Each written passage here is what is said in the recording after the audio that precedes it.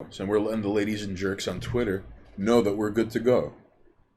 Hi, I'm Stained Haynes, he's Minoxus, and we'd like to thank you for tuning in live here at twitch.tv/Minoxus. It is the best public access television you are not watching right now in the 21st century. Gracias por tu presencia aquí hoy noche. Y gracias por tu consideración. John Woo, mi amigo. ¿Qué pasó, caballero? Coolator, good evening, fellows. Oh, yes. All right, and you see... Green screen, why being funny? What's with the fuzz? All right, you take it up with the green screen, all right? As long as we have chat up here, then, let the record state. A Coolator, yeah. Good evening to you, too. So thanks for coming on by. What's going on? Ladies and jerks, a lot has happened in a short amount of time. So we're probably going to be asking what's good there. We're probably going to be asking again, just in case there are people who are in the know, and I have no frame of reference as to prior to this, but... the middle of the road goatee? I haven't had to see a lady in a little while. So Coolator. Out the gate, why you fucking chugging the haterade on Monoxus? You just hassling him, giving him a hard time? No, it's fine. I could totally picture you going for a run by the river and by the water, and a car speeds up and it pulls over 40 feet ahead of you. Guy comes up the driver's side and he just pushes you while you're running, and he goes back. You see Florida license plates. I'm gonna make a habit of eating whenever I can on stream. Anyway, what for? For the sake of it, because every once in a while I can turn off the picture on the green screen. Right. Like we did last time. Mm-hmm. Pull one of what is it? Is it this? No, I have to take off the filter too. Oh, are you trying to get you eating in the background? Yeah, dude. Welcome, no, welcome to the void. Not me eating in the background, just me turning that off. Coolator looking Shank Monoxus when he's pumping iron in some sort of galactic gym. I'm wondering if Coolator can find a funny picture to put me eating yogurt in, like last time with the monkey. That's why it's been my picture on Twitter since then. So do it again. All right, Coolator. Yogurt. Who would have thought? Watch, he's probably gonna Photoshop you into Hot Rod, but it's just you eating yogurt at a random scene during Hot Rod this summer. Whatever, works for me. Cool. Anyway, current events, right? Yeah. Hey, if there's anyone in chat, this is what I was about to mention earlier. If anyone in chat knows anything about that Ooting Shay that happened in San Jose earlier today. I don't know. Was it earlier today? Yeah. Oh. I don't know if we're allowed to say that word on Twitch. So, but a pew shooty guns incident happened in San Jose. Evidently, the person behind it is not among us. Yeah, they got him. I believe so. So was it a him? It was a him. I know nothing of the identity or what have you. It's strange because no matter who you follow, you end up catching wind of current events, and you're like, I didn't know. Yeah, even Dare's saying we haven't had one of those in a minute. Yogurt. Who would have thought? That's right, AFDH. You see, in the war against the weak ones, whose diet is contrary against nature. All right, you got one meal at a time. For every burger you consume, a hippie somewhere in the Pacific Northwest cries himself to sleep. Or herself. I got no problem with hippies and vegans. More meat for me. Mm-hmm. Make it a luxury item. It's fine. Well, eventually, But according to chat, disgruntled employee apparently. Where did he shoot up? FedEx, I think? It was a FedEx. Yeah. Wow, an actual FedEx employee went and shot a place up. Technically going postal. That's been a while, right? Oh my god. So I believe it was 7 including himself, so that's 8. Apparently, yeah. High score attempts are coming back because of the backs, maybe. Yeah, I didn't even know there was a shooting, but then again, how about hacky sacks? Why don't we just have Monoxus move over to Texas, where he could just eat all the beef in the world and then lift weights and end up fighting Broly? Yeah, I was gonna move anywhere. It'd be Just probably Arizona. standing over a twitching Broly corpse. Pathetic. I don't know. But yeah, I mean, I don't want to say we were overdue because, in my opinion, the number of people that get shot in cities on a weekly basis is typically more than the shooting. We just only count it because it was like in this one location from this one person, this many people died. Like you never hear about like, hey, in Chicago, like 30-something people died over the weekend, but evidently that's just par for the course. We're not going to count that. I have a question for the internet, which I'm going to see if I can get answered. Now hang on. Turaps chimes in with, libs are saying high score attempts are coming back because of the vax. Oof. All right. You said Chicago, right? Yes. Pretty shitty score. The disgruntled worker shooting is pretty 90s. Hyperbolic Texas chamber. Well, you see, if memory serves me correctly, well, I mean, like workplace ooting shays are quite 90s in general. I think it was in the 80s when a postal worker did do a shooty guns pew pew thing, and that's where the term going postal comes from. I could be wrong. Correct me if I am wrong, but I think it predates the 90s, that term. I think.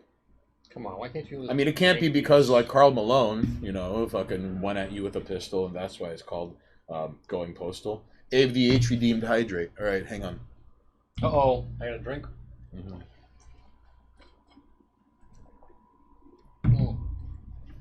Thank you. I haven't been drinking enough water, so... Dare chimes in with, I think, 17 people got shot. Last Thursday.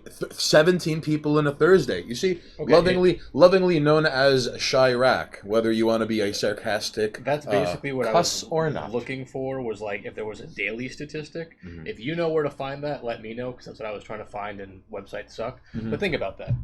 17 were shot in a day. That's more than the total of the victims from today, from that one shooting. And that's not even a weekend where it's Thursday. popped. And it's not a whole week, but and then I can't imagine. Do you know where it was? What was the location? Chicago? No, the one that happened today. Oh, San Jose. So then you have to look at okay, with that, then add today's daily how many people get shot today and die, and get a total, and tell me it's higher than Chicago's on a regular basis. I dare you to tell me it's higher. I don't think it will be.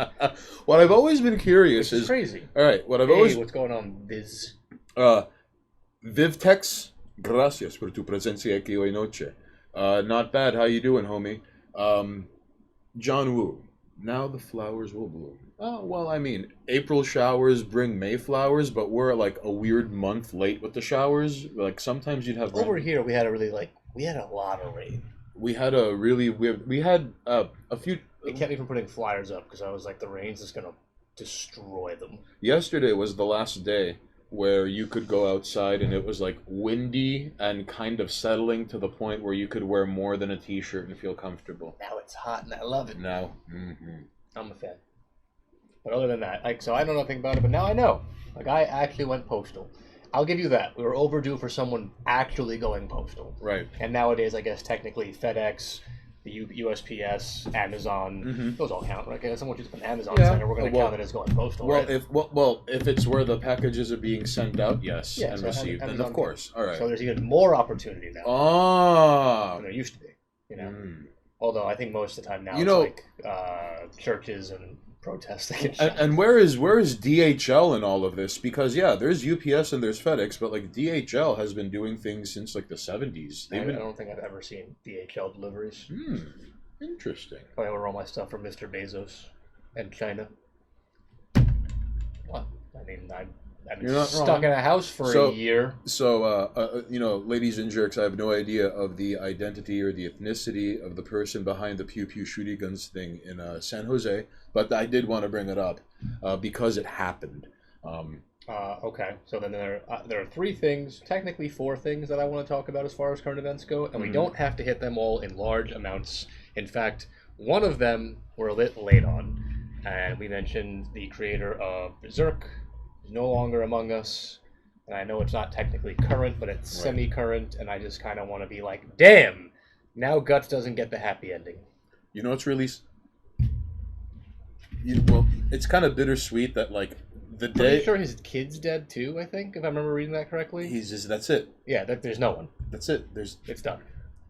the day after he died, the worth of all of his books like skyrocketed, of course, and they're only going to continue to become like priceless artifacts, like Richard Scarry, like children's books, and like old Dr. Seuss or like old Legos, like all of everything now, and and thus is the tragedy of artists, where like everyone knew who he was when he was alive. After a point, there came a point where yeah, he toiled in obscurity, and then it was then. Well, how do you not know about Berserk now? And then, foreshadowing for the world, and I'm calling this one now. George R. R. Martin's next. Before the end of 2021. Maybe not before the end of the year, but he ain't finishing that series either. Like, if you had hopes that these things were going to get an ending... You heard it here first, folks. George R. R. Martin is going to croak or... well before Game of Thrones finishes. Listen, one of two things... Well, I think one of three things are going to happen, okay? He's just going to, like, do what George R. R. Martin does and, like, write 3 sentences and go, like, all right, I've earned eating enough Nutella until I have trouble breathing. And then 2 hours later, he's like... And his heart pops like a zit. He's going to rig the bet. And then his heart pops like a zit, all right? Number 2. We will get the Elden Ring game, though, I hope. You think so? Well, I think it's... The devs for that are the guys who made the Soul games, so even if George R. R. Martin, who helped write it, croaks, I'm pretty sure they're still going to finish that game. No. But if you were holding your breath for an ending to Game of Thrones that was better than the show, oh boy, you may want to stop holding your breath on that one. It's not happening. They're going to milk this fucking thing for all of its worth. Number 2, he gets killed by a deranged fan. Number 3... he's going to die in his bed. He's old. They're just going to find him. All right. His publisher or his... Whoever's the one that's contacting him on a daily basis being like, you got to write something. Like, that person is going to call and say, like, he's not picking up. He's not picking up. And, like, you know he gets hourly check-ins. Like, did you write anything? It's like, I put 2 words down. All right, good. Keep writing. Don't stop now, Georgie boy. Someone's going to call him. He's not going to pick up. Thank you for doing your part. Flank the Tank 360. Hello, Thank sir. you. Thank you for doing your part. By the way, we also have Cool Carrot Guy and Patchwork, who a couple of days ago had followed us. Cool Carrot Guy. Thank you for doing your part. And Patchwork, thank you for doing your part. Thank you. Good luck. What's going on, homie? But yeah, so, Berserk gets no happy ending, and I'm predicting the George R. R. Martin Game of Thrones world will not. I'll give Game of Thrones, though, they might find some jerk-off to finish it. Or they already have a jerk-off lined up, so it's like, George ain't gonna make it. Or I wonder if he left instructions behind, or like just in case. That man has 2 finished books in a safe, and he's just lying. He's been done. He's just like, I don't want to release it. The fans are rabid now. All right, watch. It's possible. Watch. Okay, no. I'm gonna take this to its most conceited conclusion. Okay, you heard it here first, and it might not even happen at the end of this year. But one day, someone's going to be like, hey, remember Berserk? And the world's going to be like, yeah? And someone's going to be like, so there was the safe? And then, like, shit's going to go wild for another couple of years. I swear to God, if there's a safe full of, like, Berserk stories. And, like, these 2 books that he crafted and just put away. I just won't believe it. What's going on, Danger? We're going over some current event stuff. We didn't talk about the creator of Berserk passing away, so we kind of just wanted to hit that and, I guess sort of... I mean, I don't want to say necessarily pay respect, because I don't think either of us are, like, major fans of the series. Danger, what's good, homie? But, it's a damn shame. I mean, my only frame of reference to Berserk, for the most part, is he's a really good S-tier character in Soul Tibet, and that's how I found out about this. It's pretty good. Thank you, Kool-Ader. Kool-Ader. You sleek. Pretty solid. I like.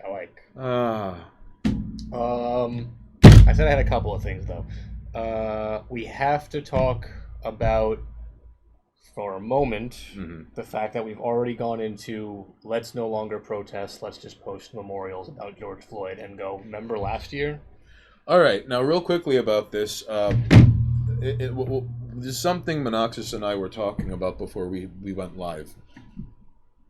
It doesn't matter at this point. Like, if you have a Twitter account, it doesn't matter who you follow.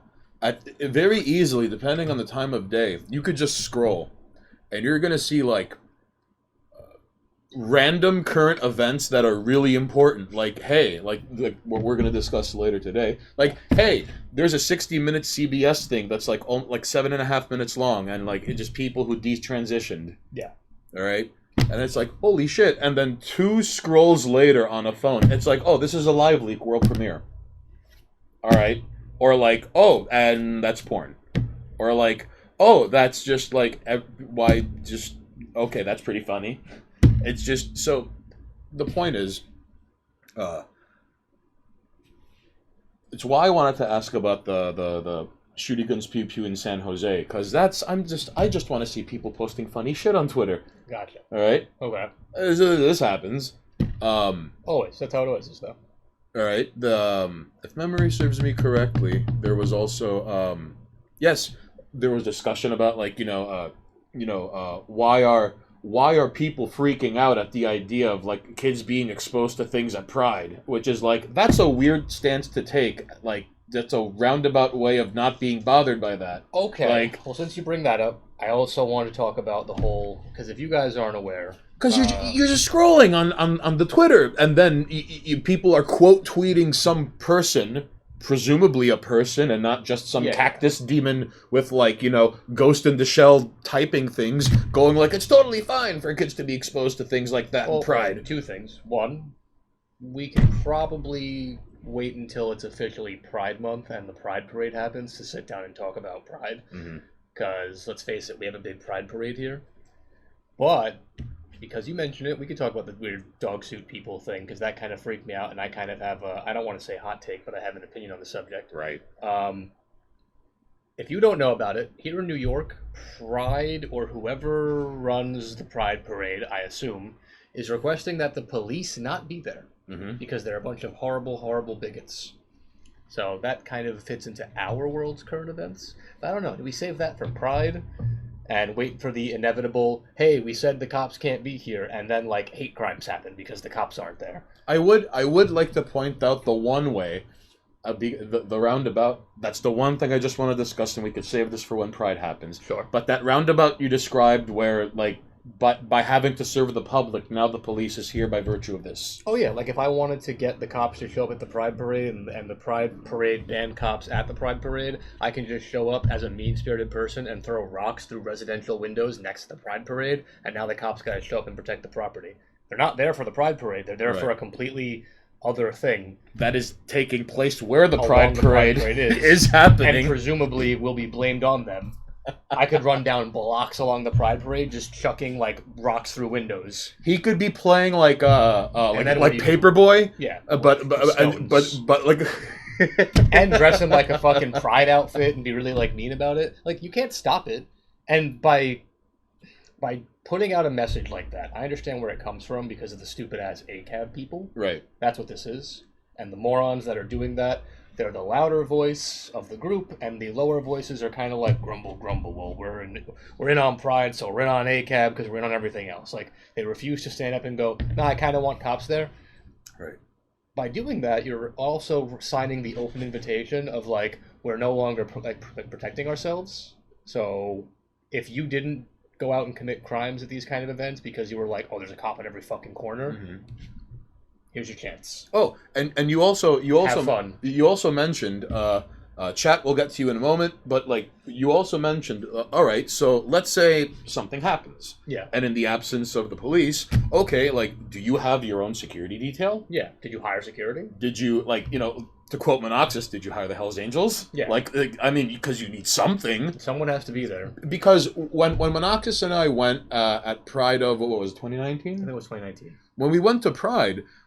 Because it was number one, the 50-year anniversary of like the Stonewall riots, yeah. all right, which is basically the beginning of the gay rights movement, where TLDR cops tried to shut down the Stonewall Inn, and then it turned into an open PvP server right then and there. They weren't having it. And even people who were like walking by, like some famous folk singer was just like walking by, like na na na na na na. Like a cop mistook him for like a gay dude because he had long hair. Just grabbed him in, started beating the shit out of him. Some guy beats him off. Now he's throwing hands. It was so, which is a reminder that the only way to get things done these days You know, in Minecraft, this PvP.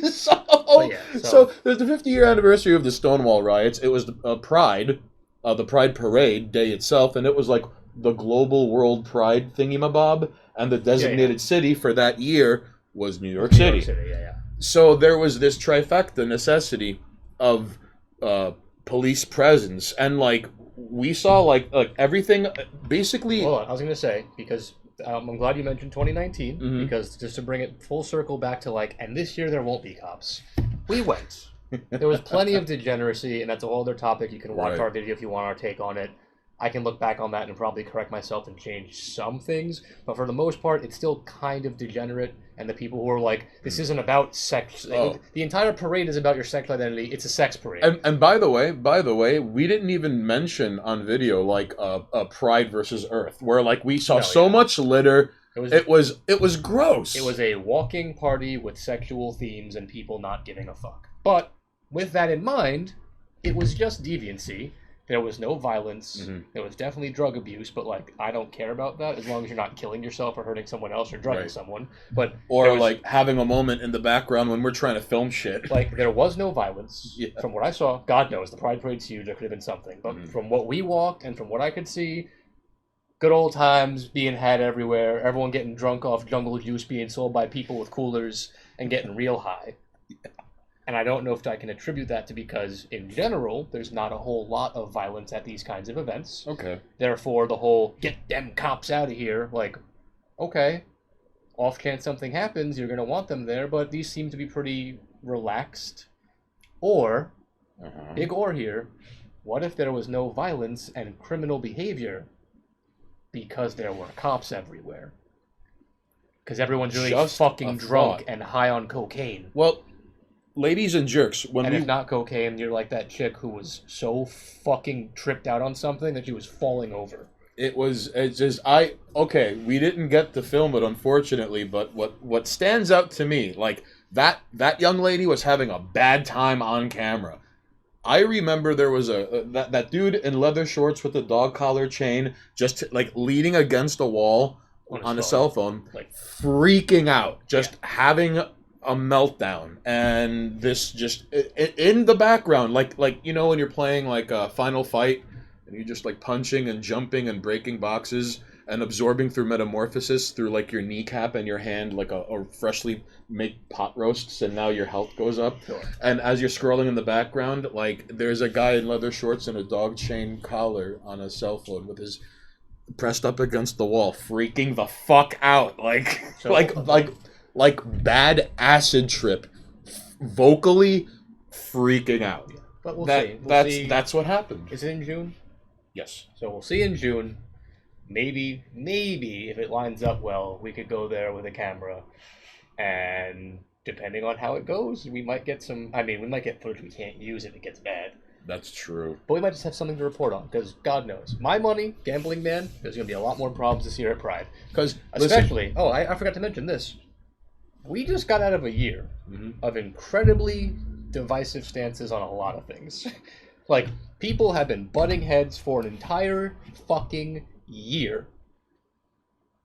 And this year, the year where everyone's been fighting with each other, and they stormed the Capitol, and they're looking for reasons to go after people who are different in any way. Mm-hmm. And you know who I'm talking about. I'm generalizing, but there are plenty of them. It's not just one group, there are many groups. In a year where many, many, many of these groups have all of the, I guess, motivation to go and hurt people and do horrible things. Mm-hmm. That's the year you get rid of the cops? That's the year you go no cops? So, we'll see in June. All right. No opportunistic criminals. Yeah, okay. All of New York is opportunistic criminals. Well, we've now approached a point where, like, it'll be interesting. So I just wanted to. You hear of talk of the 80s returning in New York City, which is kind of warranted considering that once the sun starts to go down, it's like, I haven't felt threatened in a while. Like nature is healing. And gun violence is up everywhere. Not just, for all of the numbers that always get reported out of, like, Chicago, I've always wondered what Detroit looks like. Partially because I'm sure you've seen videos where someone has, like, a dash cam of just driving through, like, looks like a fucking open PvP server Not in even gonna look at Stalker? it, because I already know it'll be bad. Like, there's no reason to. It's at this point, it's by design to keep the place like that. Not wrong. But so yeah. Oh, as far as the dog suit people, I already said the entire premise of your parade, the entire reason it exists is sexual identity. The parade is propped up by sex. Without your sexual identity, the Pride Parade would not exist. These events would not exist. The point would be moot. You wouldn't be here if it wasn't for sex. So if someone's like, well, those kids aren't being exposed to sex, you're bringing them to a sex identity parade. And they also seem They're to being directly exposed to it. And they seem to absolve this from happening in general, as a whole, under the premise of the parents are doing this to the child. Yes. Hence, it is in the best interest of the child, so it's okay. As opposed to, like, no, this is wrong. Like, just why are you? The next time you hear someone make an argument that the parents are allowing it, therefore it's in the parents' best interest, do me a favor, at that person, and if you're with them and talking to them, say, oh, because I bet your parents didn't fuck you up. And tell me how many of the people who are going, no, these kids being at Pride Parade, the parents are doing it. I guarantee you those same people have some kind of mommy or daddy issue. I'd be willing to go for it. See how it happens. And if they come from a perfectly healthy, normal family, and they're like, oh, this is fine, well, then I got nothing. And again, I got no problem with the parade. I got no problem with the people wanting to expose their children to things in the world. Right. Depending on the age, though, a sex parade, not really the place for a child. Oh, and it was a little bewildering to see the number of people who brought their kids to Pride when we went 2 years ago. You can bring a baby with no memory retention, because you have to bring the baby, and it won't know what's going on other than loud noises, which is probably still bad for the baby. Stay in the back. But I'll give you a pass on babies, and then there's a certain point where I have to give you a pass on, like, teenager. Because if you have a gay teen and you're like, you're not coming to the Pride Parade with me, I don't know why. I mean, but like, they're gonna go now, right? Because they're a teenager. But there's that sweet spot between, like, I don't know, 2 years old where there's no memory retention, and, like, I don't know, 5 to like 11 where it's like, why is this necessary? This kid still watches, like, children's television, right? I don't think they really know anything. They don't understand what's happening right now. You're exposing them to things that just aren't connecting. But then consider the number of parents who are, like, hovering over their child, trying to sway them into, like, hey, Terrence, put down G.I. Joe. You want to watch RuPaul's Drag Race? And Terrence is just like, I just want to play Call of Duty, Mom. Like, yeah. Well, I mean, that's happening right now somewhere in America. As far as danger, like a sex-free environment of all kinds, the best idea for a kid. For a small child, I don't think kids should be exposed to any adult thematic things that need time and deliberation. So you don't force your kids to go to church. You don't teach your kids about sex until they're starting to bud, and that becomes a thing they need to learn about.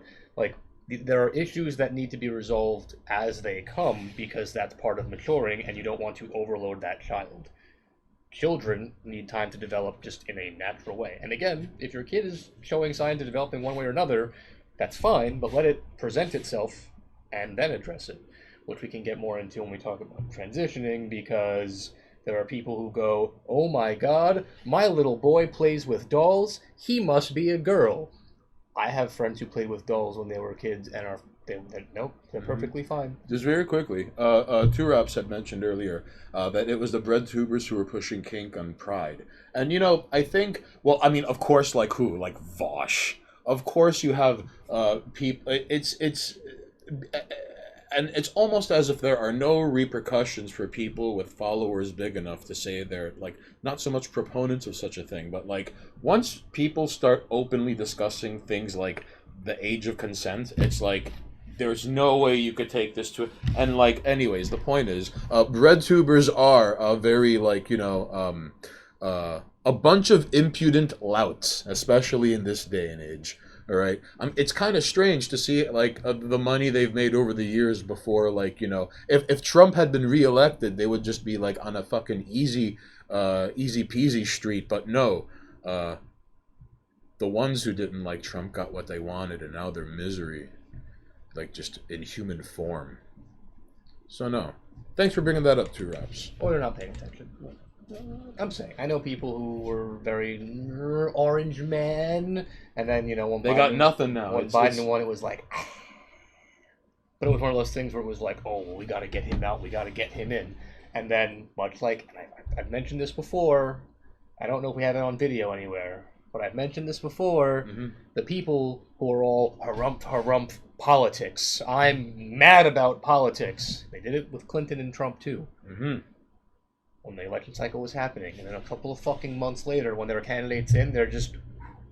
It's like, how about that time Biden basically reignited the war in Syria? What do you mean? Biden's doing great. And now they're no longer paying attention. And I'm like, hey, did you know that the election for the mayor's coming up in June?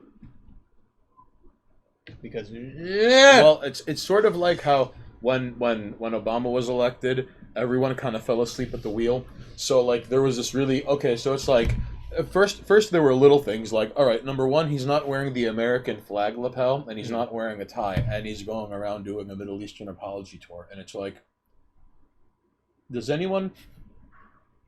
And then it's like, hey, according to this study, the misery index of Pakistan and Yemen is pretty high because why are there so many drones?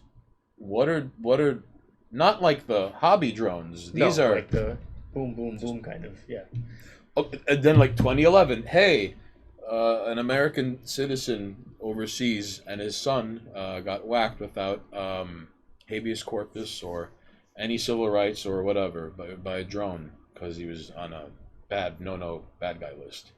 So by proxy, his son, who was 16 years old at the time, well, he's got to be a bad no-no person too, right? Because when Obama was elected, you could go to households right now, today, in America, and you'll see portraits of Obama. You'll see this. I've seen this. It's harrowing. Oh yeah, so I don't know how we got into Obama. To Brahma. So I don't want to talk about Obama. So hang on. Danger. I love how people see some 5-year-olds do something and assume they'll continue to do that. They probably carry 10% of what they did at the time with them. It's we're going to get into that later, but. BreadTube is saying as many of the righty channels are banned or left, or they're locked into the signaling spiral, and now their purity spiral turns them into parodies of themselves. It's fantastic. John was it was such fucking insane thing to see. Oh yeah, we're definitely in half these places drone by. Right. It had nothing to why, and on top of and then you have people who come back from serving from Afghanistan, and they're like, oh, the Afghanistani people were really nice, other than their people with guns who didn't like us. Otherwise, the Afghanistani people were such an incredibly kind people who I don't know. I think we had some sort of understanding, even though we were there because of I don't know. But the people who came from Pakistan to fight, they're the worst people ever. Because one of the reasons among other reasons why they go to fight in Afghanistan, one reason is you bombed my village, and it's a drone piloted by some guy 4,000 miles away bombed your village. So the closest America geographically is in Afghanistan. Yes, so he crosses the mountains and now he's here. So yeah. Imagine. Everyone fell asleep at the wheel. Is Israel and Palestine still happening? I wasn't paying attention. Is it over yet? Hey, remember Vine or Israel or Palestine? Is it over yet? I don't know. Is it still in the news? Is it still going on? I haven't heard anything about it since last week when we were all mad about it. I was distracted 4 minutes ago when I saw another U.S. Special Forces guy died in Africa. I got distracted. I don't know. Is Israel and Palestine thing still going on? Yeah, I don't know. But Can you let us know? If anyone knows, have you heard about Israel-Palestine, or are we done with Israel-Palestine for another 20 years? I don't. Until it gets brought up in Twitter again. No, it won't. They cleared it off the list. You know what I mean? It's done. We talked about it. Well, next. We're mad about a thing. And then they went, if you're mad about X, you got to be mad about Y. Okay, if that is the case, then how do we know we're not up in line for something like an injustice Oh, you know what? Hold on. anywhere is an injustice everywhere. So if enough people get uppity in terms of the environment, there will be enough people on the left who will look at, like, imagine all the cat and dog moms in Merca. I don't want And then the inevitability of. and then they look at fight. China Yeah. going, look at what you do to your animals. Eventually. And then other segments of the left are like, look at what they do to the environment. And eventually there will be enough death overlaps. Look what they're doing to the Uyghurs, which has been a reoccurring theme no matter... Damn, how many things do you think you could put on the, like, look what they're doing with, like, from China? But this is to corral the left into finally, like, taking China seriously. Is there any group that would get mad that they have you could tell that harvest organs? You can tell the maybe. Well, you could. What group would be like? How dare you? Because Falun Gong organs are much cleaner than prisoner organs, so that's another thing. I don't. But how do you appeal to that? That's what I was gonna say. Like, is there a group? Because that's something we can still bring attention to. The American Medical Association. All right, well, there you go. We're gonna go. we're gonna invade China on behalf of the American Medical Association. I'm mad about that. Mad about what? Who Oh, yeah, we're knows? talking about organ harvesting. Oh, you're just mad in general. All right, figure out who else is mad, and we'll protest China's organ harvesting. Eventually. Oh, John Woo, I'm glad you brought this up. Like a young lady who transitioned to being a man, and then she won class president in college at an all-women's college. But it's funny because it's like, so you're a straight Rock, paper, white scissors. male. One round. Let's go. One round. One Hell round. yeah! Hell yeah! One round. One round. One round. All right. Ready? On three. Okay. 1, 2, 3. All right. You told me to pick rock earlier. You're just like, if you're going to do a tournament, pick rock. And this isn't a tournament, but you have to train how you fight. Listen, all right? Man, I throw out the scissor. All right, it's fine. Maybe either pro-life groups or anti-clothing Christians. I don't know. Either way, we don't got any going on about China Thanks for this text. or organ harvesting. But I mean, point is, we still gotta make that list. We'll have to make the overload list. God, I'm just trying to think of how many we're gonna have to be like, and China's doing this, and China's doing this, and China's doing this, and China's doing this. They're doing plenty of And things. China's doing this. You know what I mean? Like, there's gonna have to be like a subsection.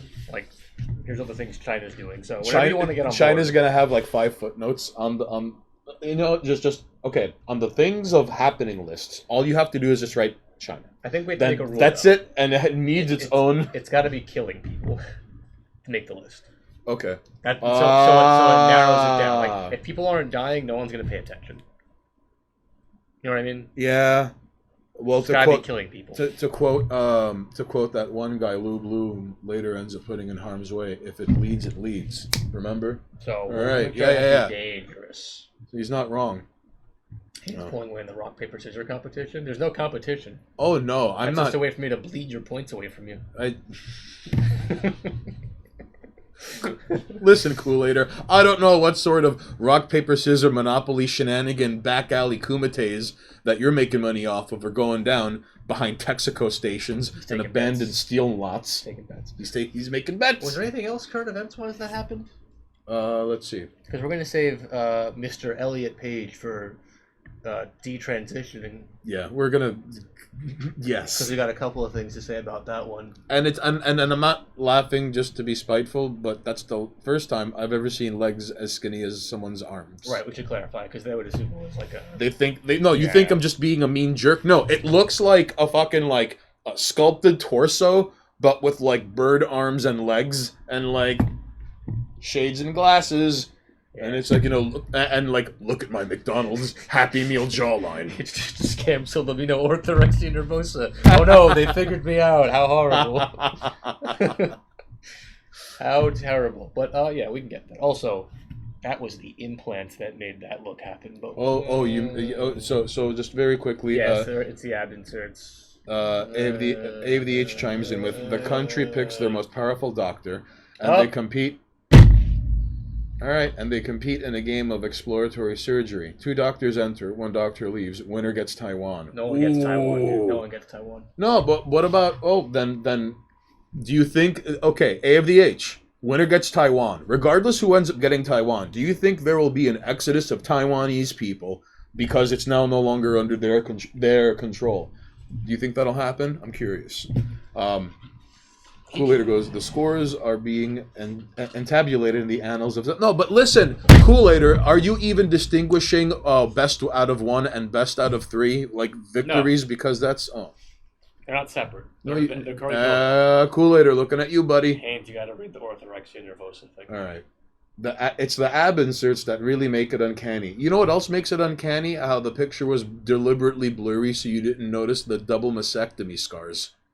That too. To be fair, I didn't notice, but also as somebody who is interested in the whole physical fitness thing, seeing that magical transformation was very, very astounding. But again, we can get to that.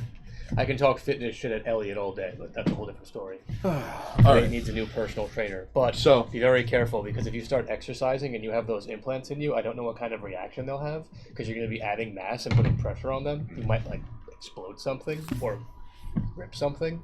Yeah. So now you've gone from, like, you can get ripped and be a jacked new boy. But I remember seeing a video clip of the vagina also makes him uncanny, but I digress. Kinda. AVDH chimes in. It's definitely a look. No matter who wins, everyone will be too protected to leave, either through a virus or monthly medical bills or insurance premiums. Ooh, all right there. Erwin R. Shyster.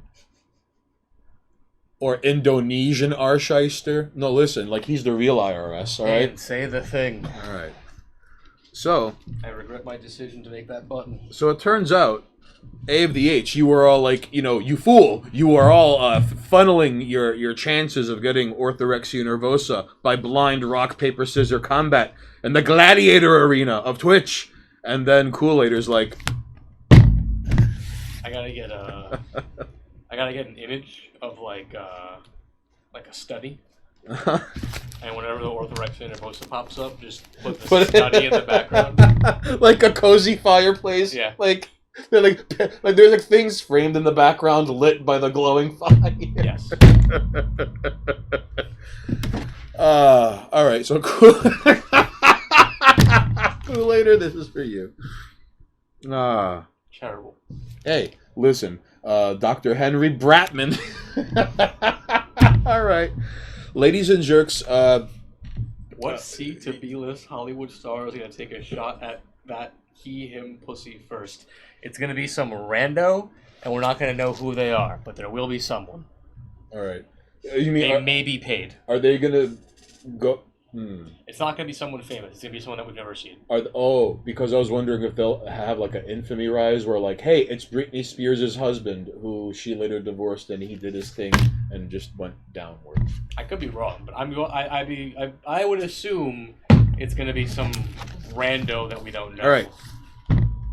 You're not having time to freshen your drink. You're not having time to go pee-pee. We're going to be reading Orthorexia Nervosa. Now, this is courtesy of Kool-Aid, so everyone, if and when you have an opportunity, tell them thank you, because there's nothing you can do about this, all right? K-Fed, that's right, John Woo. John Woo remembers. That's right, there's nothing you can do about it. Orthorexia Nervosa is a fixation on righteous eating. First diagnosed by Colorado physician Dr. Stephen Bratman. It's Bratman, B-R-A-T-M-A-N, but at this point... the brap is coming for you and everyone around you. It's even stronger than Hulkamania. In 1997, the term is derived from the Greek word ortho, meaning straight and correct, and refers to a psychological syndrome where one's food choices grow progressively narrower over the time under the auspices of health. When vegetarians learn there's an even more restrictive diet plan available, the way of the vegan, dairy products such as milk or cheese, subclasses of poultry products such as eggs and refined bread, ingredients involving yeast or white flour. Hey, this just in, man in Harlem shot. Aha! Celebrate good times. Come on. No. Celebrate Dun. I'm just giving you a heads No. All right. And refined bread ingredients involving yeast or white flour are summarily stricken from their diets as well. But we live in mumbo-jumbo times, ladies and jerks. And the very fact that you have to hear this from me, all right, this is terrifying. So Kool-Aid is doing God's work, and A of the H is getting people to wonder and ponder their existence in this fleeting, momentarily here and now nexus within a world that is an engine powered by the suffering of others. What are you using your channel points for? He asks in a roundabout way. Nothing is allowed inside the body of a devout vegan, which might be a psychologically thing to be interpreted as a toxin to both the subject and their understanding of the environment, their daily struggle to keep the poisons out and remain uncontaminated by the wrong. Food results in a total reliance on what other vegans are doing to keep themselves alive. Since they're only the only people that can be trusted.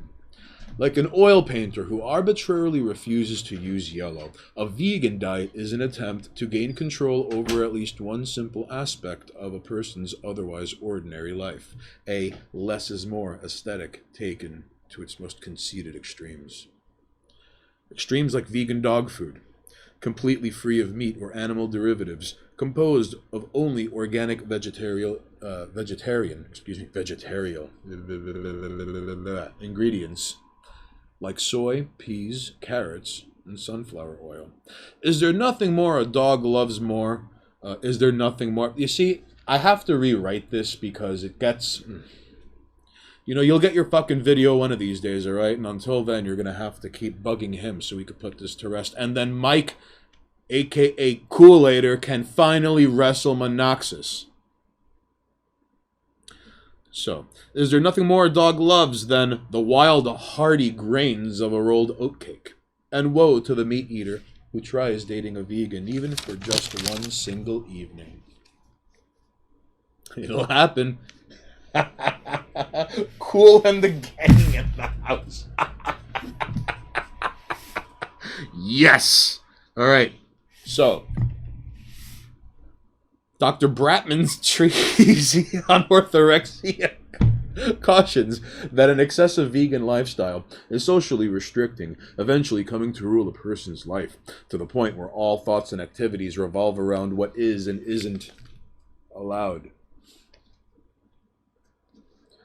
Where people with anorexia and bulimia focus on quantities. People with orthorexia focus obsessively on the psychological qualities, the purities of their food. But a vegan pet is like a transgender 4-year-old child. We all know who's making the lifestyle choices around here. The decision to become a vegan has perilous side effects, not the least of which is a near constant struggle to prepare meals which fool the body into thinking it's getting what it really needs and wants. Of course, those who can afford to live with this disorder is proof that ethical consumption in a late capitalist society is a privilege for a few, daunting for most. Because, I mean, like, up to a degree, I could feel, like, all right, if you're a vegetarian, that's one thing, but vegans. So, these water-based meat bags force themselves to go through a great deal of labor and preparation just to make their food taste more like meat, with weird-ass spices from around the world sprinkled atop exotic and mandatory sauces, curries, fungus, boca burgers, textured vegetable paste, tofurkey, and other processed blends of soy and gluten. One day, Haynes will refine this message into a 10-second screed that is otherwise 4 pages long. Danger. I would love to get to ask someone who's really adamant about being vegan, okay, but why? Well, you try that one of these days, Danger. It'll still be long, but just as fast to memorize. Danger is all. I would love for them to just think about how they based their life around this and never thought the reason other than to feel or control. We're going to get to that, buddy, all right? So, hey, Monoxus, Google any vegetarian recipes lately? Did I really come out of that? You're kidding. No. Yeah, well, there's a lot of disgusting shit out there. And if you thought fat people were disgusting, take a goggle-eyed gander at the ugly, vitamin-deficient vegans, the universal hallmarks of a long-term vegan diet, absent in proteins, are pallid gray skin, stringy straw-like hair, knobbled witchy-fingered knuckles, cracked lips, diminished muscle mass, protruding bones, yellow teeth, a smug sense of self-satisfaction, and enough Laguna peach fuzz to carpet the moon! Alright? We as a species evolved with canine teeth, no matter where we come from on this planet, alright? All the plant-eating hominids died out because their diet is contrary to nature, okay? Later. It's gonna get to the point where it's like an Andrew Dice Clay nursery rhyme with yellow Get to the dead vegan baby! I go on tour. People just want me to skip ahead. In January 2006, a Miami jury convicted Lemoy and Joseph Anderson of felony child neglect for enforcing a strict diet of raw fruits, vegetables, and wheatgrass. The baby, who eventually passed away, weighed less than 7 pounds, and when she died of malnourishment, too weak to lift her head without help, all she could do in the last days of her life were just roll her eyes back. Alright, like we got to the part you're yelling out. Row 17, seat F. The autopsy reported that at the time of her death, the child had a grassy odor and a bloated, distended abdomen. Other children in the Anderson family never saw a doctor, but received wheatgrass enemas in lieu of Western and traditional medicine, and testified Doesn't get better when I hear it. that they were taught that cooked foods were evil. Shortly after the children were removed from their homes by the authorities, they discovered a new love for tacos. Here's to hoping that they get them burritos. The mother and father, meanwhile, remain in prison. So the next time someone tells you they don't eat meat, there might be a valid reason for it. It can be religious, or it may be a means to fight heart disease without medication, loaded with caveats and side effects. Hell, they might even be allergic to it. That'll be the day, right? I still haven't looked it up, but I'm sure it's a thing.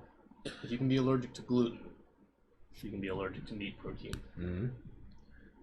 If they bring up the environment, don't pity them. A wise man once said, if you don't like the smell of burning meat, then get the fuck off the planet. Righteous eating and the need to proselytize that shit is just one of countless surrogate activities people can undertake with their time, money, lives, and soul to avoid dealing with real problems in the here and now. Ladies and jerks who are watching at home, Monoxus, I ask you, you know who else was a vegetarian? Mittler. Yes, that's right. That's right. Now you got me looking at meat allergies.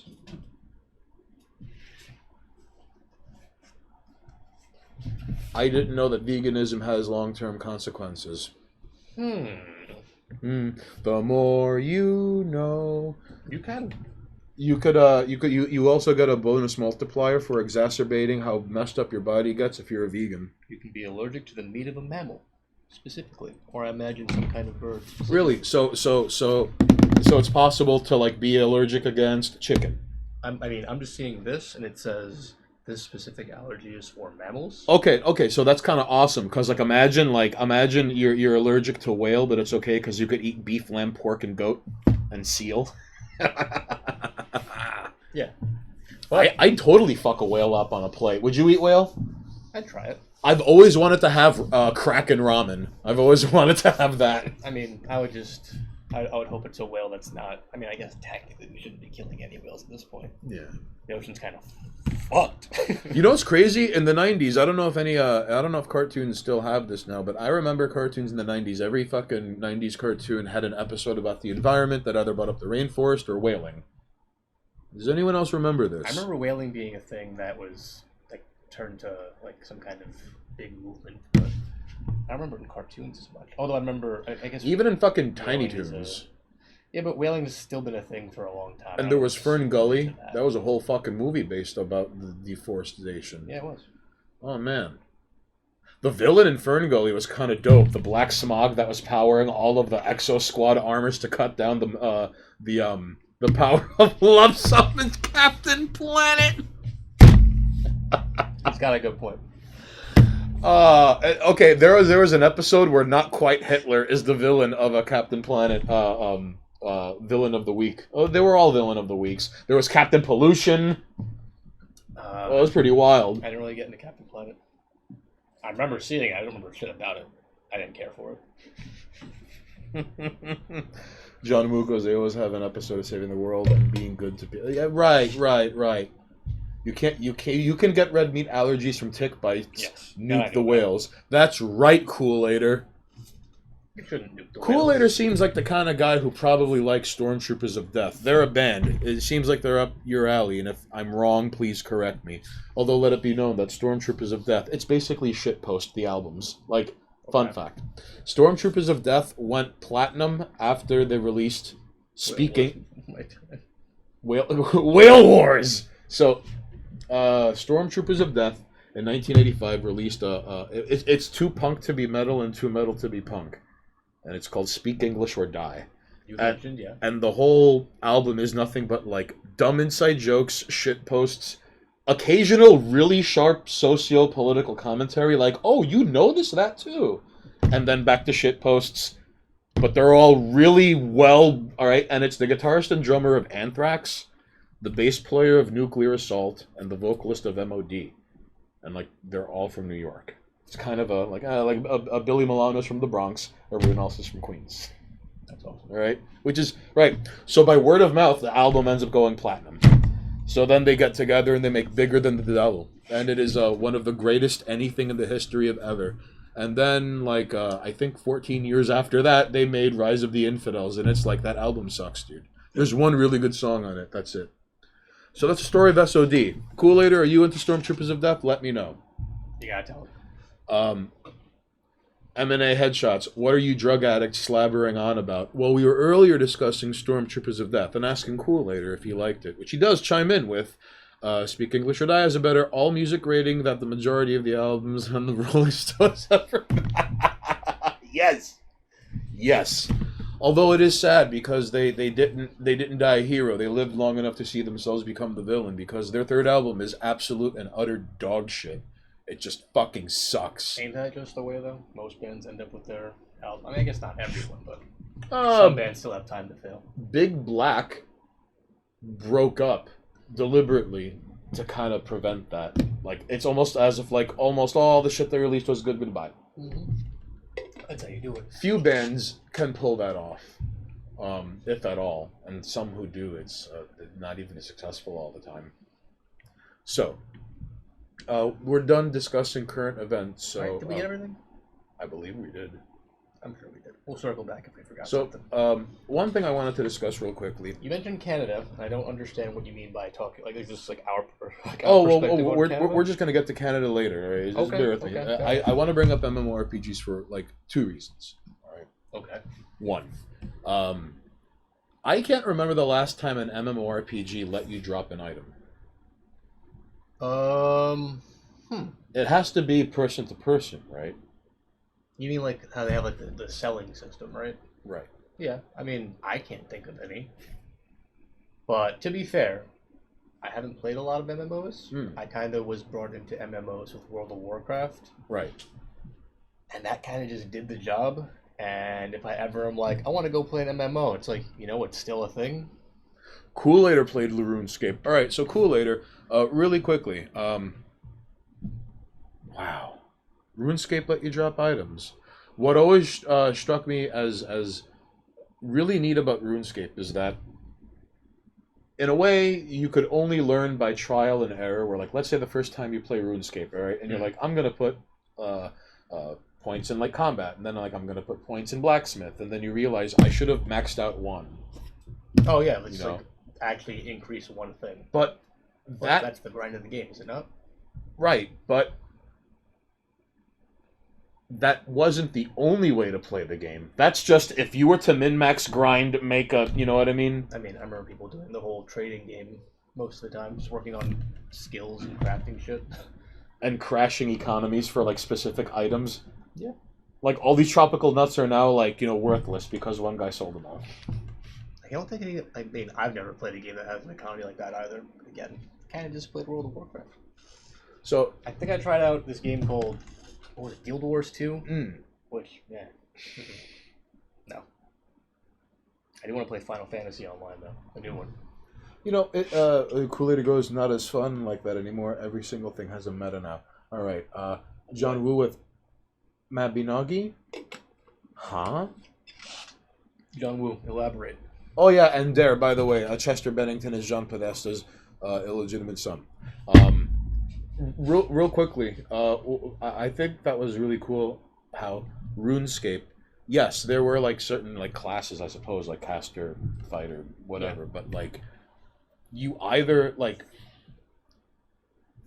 your character ends up being based on the skill points you're allotting, like for like kind of like in a roguelite in a way.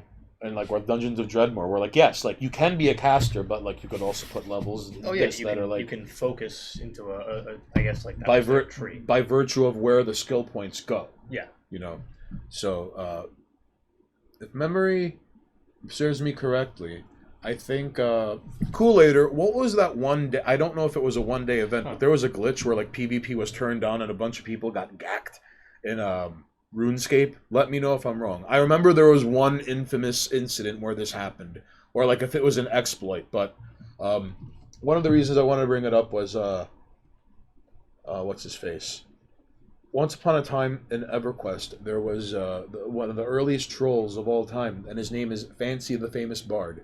And I think I've seen this game that John Woo was talking about. I feel like I've seen someone play this before. Ah, that's right, Kool-Aider. There was an exploit that enabled one guy to kill people in places he shouldn't. They called it the Falador Massacre. Ah, okay. So that's okay. That's all right. So that is a game-breaking experience that's really jarring. All right. Sure. So this is what Fancy the Famous Bard did. All right. Once upon a time, this guy made a bard in a PvP server. Now you're not allowed to engage in PvP unless you hit like level 5. Yeah. So levels 1 through 4, you are just no playing thing can touch you on the world map. Okay. If you're through levels 1 through 4. So a guy made a bard, got him to level 4, and when you hit level 4, you get like the Song of Wind or some shit, which allows you like you and your party to like book it super fast, as long as you keep singing this song. I recall. All right. So. You may have mentioned this in passing before. All right. So, he would run trains of enemies that looked like he lapped part of the world map. Like, why are there frost giants a minute and a half running past you, like after you? Yeah. And then behind them are like giant scorpions. Does that game like have a limit to how far you can kite an enemy? Some enemies no. Jeez. Like there were, I know in the swamp there's as long as they don't collide with any, which is technically impossible, but as long as you go in a straight line, they're like creatures from the swamp, like certain like undead froglock creatures that like as long as particle physics doesn't have to make them bump, or you could in theory like run eternally from like an undead froglock, as long as you don't run into like a tree, or which is impossible again, but still. But the longer you go without turning, like, this is gonna be a while. Yeah. Like, it's just, all right? Kind of like Private Kowalski from Fallout New Vegas. There you go. That's a reference you kids will understand. So, my friend you shoot that. Oh, that's right. So hear me out. Fancy the Famous Bard would run trains on people, and there was nothing anyone could do. And here's the crazy part: he had the foresight to record and screen cap things as they happened. And he has a website where he kept all of his exploits, or like the best of, even like chat exchanges, which are kind of hilarious. Like, he wasn't just a spiteful jerk; he was just really, really like funny too. I guess you don't get away with that kind of shenanigans anymore. In, like, So modern MMOs. Oh, he got 2 warnings, and by mods in game, and they're like, if you do this again, like, we're gonna suspend your account. And they had to rewrite things in the game and correct it because he did that. Like, on the traumatic end of things, there's the Falador Massacre, and then there's Fancy the Famous Bard. Like, hey guys, want to be my friends? And it's just like giant scorpions and frost giants fucking jolly stomping every playable character, like, in its wake. Which shouldn't even be existing in the same time. No, I got that. It does. It was. So, anyways. I imagine they implemented some kind of limit on how far you could bait something. It's like, no, we gotta get rid of that. Now things have aggro zone. Oh god, rock, paper, scissors. AVH redeemed rock, paper, scissors. Alright, yeah, jerk. So, what game is this? I think you're talking about EverQuest, right? yes. There you go. Alright, so, count of three, alright? Yep. 1, 2, 3, shoot. Ooh. 1, 2, 3, shoot. 1, 2, 3, shoot. Ooh. Ha ha! I'm deliberately burning mental calories trying to play rock, paper, scissors because this prick was all like, you go to a tournament, you play rock. And I'm like, but we're not in a tournament, what's he gonna do? I played rock before, he's gonna do this! Like there are people who take this thing professionally. I have seen it, it's silly. Hey, Kool-Ader, you are doing this incorrectly. You're not distinguishing victory between best 2 out of 3 and best out of 1. He's not gonna listen. That is, Kool-Ader, you are incorrectly documenting history. Alright? That is a grave error. It's not really incorrect, it's just modified. Oh, so what's next? It's going to be Monoxus and I against one another, best 17 out of 32 in Strategio, and you're going to mark that as a victory for him in rock, paper, scissors when it's over? That's a big stretch, but I see what he's doing. Alright. But, real quickly with MMOs, it is easy to take... How about you let me do my damn job? What are you getting fucking fresh over here for, Kool-Aid? Here I am just busting your balls. You're getting fucking fresh. So, it is easy to take for granted how, like now, in an MMO, to organize something like a raid, you just join raid group, and that's it. Click of a button. And in earlier games, like in EverQuest, there were logistics necessary to get, like, anything more than a standard party of, like, 5 people. Anything beyond that is now that, like, imagine being a healer in a raid group and you have to click on every single person to make sure you're not, and then you're relying on, like, I need health. But then it's like, there are like 40 fucking names over like everyone's heads, and you're like, oh, which one of you is like Egregore? Like. That sounds like a nightmare. And you accidentally waste like a healing spell that like. That sounds like a nightmare. It was that, because that's what it was like back then. And one last thing. Sure. On MMOs. This is why MMOs turned into what they are now. All right. You mean the mechanical changes? The mechanical changes, like the meta. Kind of. I would go so far as to say everything, and once you hear the story, you'll see why. Okay. All right. So, once upon a time in EverQuest, there was a guild, a clan, if you will, called the Legacy of Steel. And no matter what EverQuest made, no matter what dungeon they thought up, no matter what they lined up in whatever like amount and or sequences, okay, Legacy of Steel would show up like minimum like 60 strong. Okay. Which back then was like you would, unless you go to a town, you never see 60 people in one. It is unheard of. And to see that at the foot of a mountain, it's like, what is going on here? Are we mourning someone's death? What the fuck just happened? Is someone getting married? Why are they saying... Right, so, Legacy of Steel would show up minimum 60 people, and then they'd be like, alright, we're going to do this, Group A does this, Group blah, blah, blah, blah, break. And then go in, like, 2 hours later, just killed everything, alright? And they might have lost a few people. And then they're like, alright, we're going to wait here until they respawn, and we're going to keep going until, like, let's see what they drop. Because chances are we're going to have to statistically kill one of these things like 8 or 9 times each, right? So we're just going to run the dungeon over and over. Alright, listen, no one move until, like, Tim comes back and claims his corpse. Because you had to run all the way back to your body. And not like, I'm the ethereal me, I'm going to respawn right over here. No, you had to take physical form with nothing and run back to your corpse and die along the way, maybe 14 times if you were unlucky. Again, that sounds miserable. It was okay. All right. So then, in a span of like 3 days, Legacy of Steel would be like, all right, anyone who was here, corpse runs were epic. That's fuck. You see, Kool-Ader, it was ay. And sometimes, like, no matter where you went, minding your own business, even a desolate corner somewhere on the world map. Has anyone seen my corpse? Just hey, if you're over by the Temple of Renagnor, if you see my corpse, let me know. No indicator, huh? 20 minutes later. Are you a dwarf? No, I'm a gnome. Never mind. That's just... used to be that way in Star Wars Galaxies too. I never got to play that. I guess Hey, cool later. In Star Wars Galaxies, if you just like jolly stomp Darth Vader, do you get Darth Vader's lightsaber? Just curious. And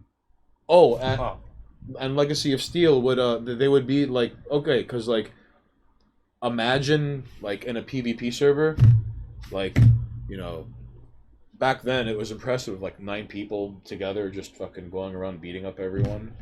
So like Legacy of Steel would show up and it was like, oh no, like we ran like these things so often that like PvP. Okay, so basically it's like, so you can do 1 of 5 things to me, okay? Realistically speaking, I was a level 60 wizard and I'm a level 60 like fighter, okay? Okay. Among other things, I'm wearing the crown of the Froglock King, which is like 25 resistance to fire, 25 resistance to ice, 25 resistance to poison. So it's like, out of the things you can now do to me now, that's cut down to 4. Like, because I have other fire and ice and poison resistance from other shit. Okay. On my, like, so even in PvP. So, the Legacy of Steel, the guy who was the leader of this clan, he's now one of the main developers for World of Warcraft. That's kind of amazing. But, so those were all just kind of fixes made to, So they had to cater to this unbeatable fucking guild that just jolly stomped everything, camped out for just days at a time, like working in shifts. Like, okay, like, you know, it's getting around midnight, and then you'd see like 40 people show up and like 40 people leave, and some people still like, oh no, I'm waiting for the Onyx ring. Like, no. And not even like the final, like they're at the beginning, they're gonna run through it again. yeah. And then, okay, everyone wait for the Hydra and go. And like 2 come out from the, and it's ugly. And they would, yeah. I mean, so you do see that in some modern stuff, at least like the constant running of things. But that quality of life of like, if you lose your body, like, no, you're right here, and then you get marked for your body. That's... And if you died in a dungeon, oh. Wait, can you, like, does it like trap you, or just to get through the dungeon again? Because what if you don't have backup? Right.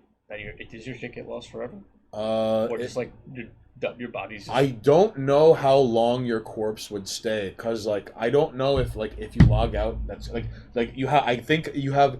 Cool-Later, correct me if I'm wrong. You have until you log out to get your body back, right? I don't think like it like you. There was no like infinite time limit to claim your corpse, if I remember. What would a 718 TV guild look and play like? You'd all have to wear a mask. That's for damn sure. I'm not quite sure what the main colors would be, but everyone would have to wear a mask. You know what it would be like, AVDH? It would be like the Flying Circus. You know, like in World War I, the Red Baron... No, this is... the Flying Circus is an actual thing. That's what the Monty Python's Flying Circus is based off of. Check this out. The Flying Circus was... Alright, the Red Baron was one of the greatest, like, fucking airplane pew-pew-pew gunners in the history of the anything ever. And his squadron was the Flying Circus, because everyone painted their plane a different color. So imagine it's like desolate, gray, shitty World War I, and then the squadron of like brightly colored planes are coming at you, and that's the last thing you see. That's the Flying Circus. So so that would be what the 718 TV guild would look like, AFDH. We all run around in ESO and slap this shit out. If we did have a class, though, I think we should be monks. We would all play Star Wars Galaxies and then just like Never. Just go after Jedi. The guild should be called the 718 Mafia. Oh no, we don't want to be associated with those omerta dirty guineas whacking people in over parking spots, making sure like the gravy doesn't stick. That will not be called dead. Playing another MMO. It's not happening. I gave that life up. I don't have time for that kind of shit. We're all gonna hunt Jedis. I'm kidding. No, we're not. But no, that's all I wanted to mention about MMOs. In all honesty, like because you see, kind of like even before Fallout New Vegas, all right, even before Fallout 3, like it's strange how for the longest time, well, even Fallout 3. Listen, Fallout 3 wasn't perfect. But it was the building block, like a frame of reference that, like, you know, Vegas was sort of built off of. Yeah, I mean, I have no issues with Fallout 3. It's just that, you know, Vegas is just a better game. Yeah, right. I'll give it that. So, up until 3, and 3 did pretty well, all things considering, even though you could sit down and be like, this plot doesn't make sense. like, this is bullshit. Yeah. Like, this doesn't make sense because then... I think people just kind of disregarded that when it came out because it was super fun mechanics in the Fallout world. It's easy to take for granted that, like... It was fun as fuck, though. Like, alright. I remember playing the game. It wasn't until I hit...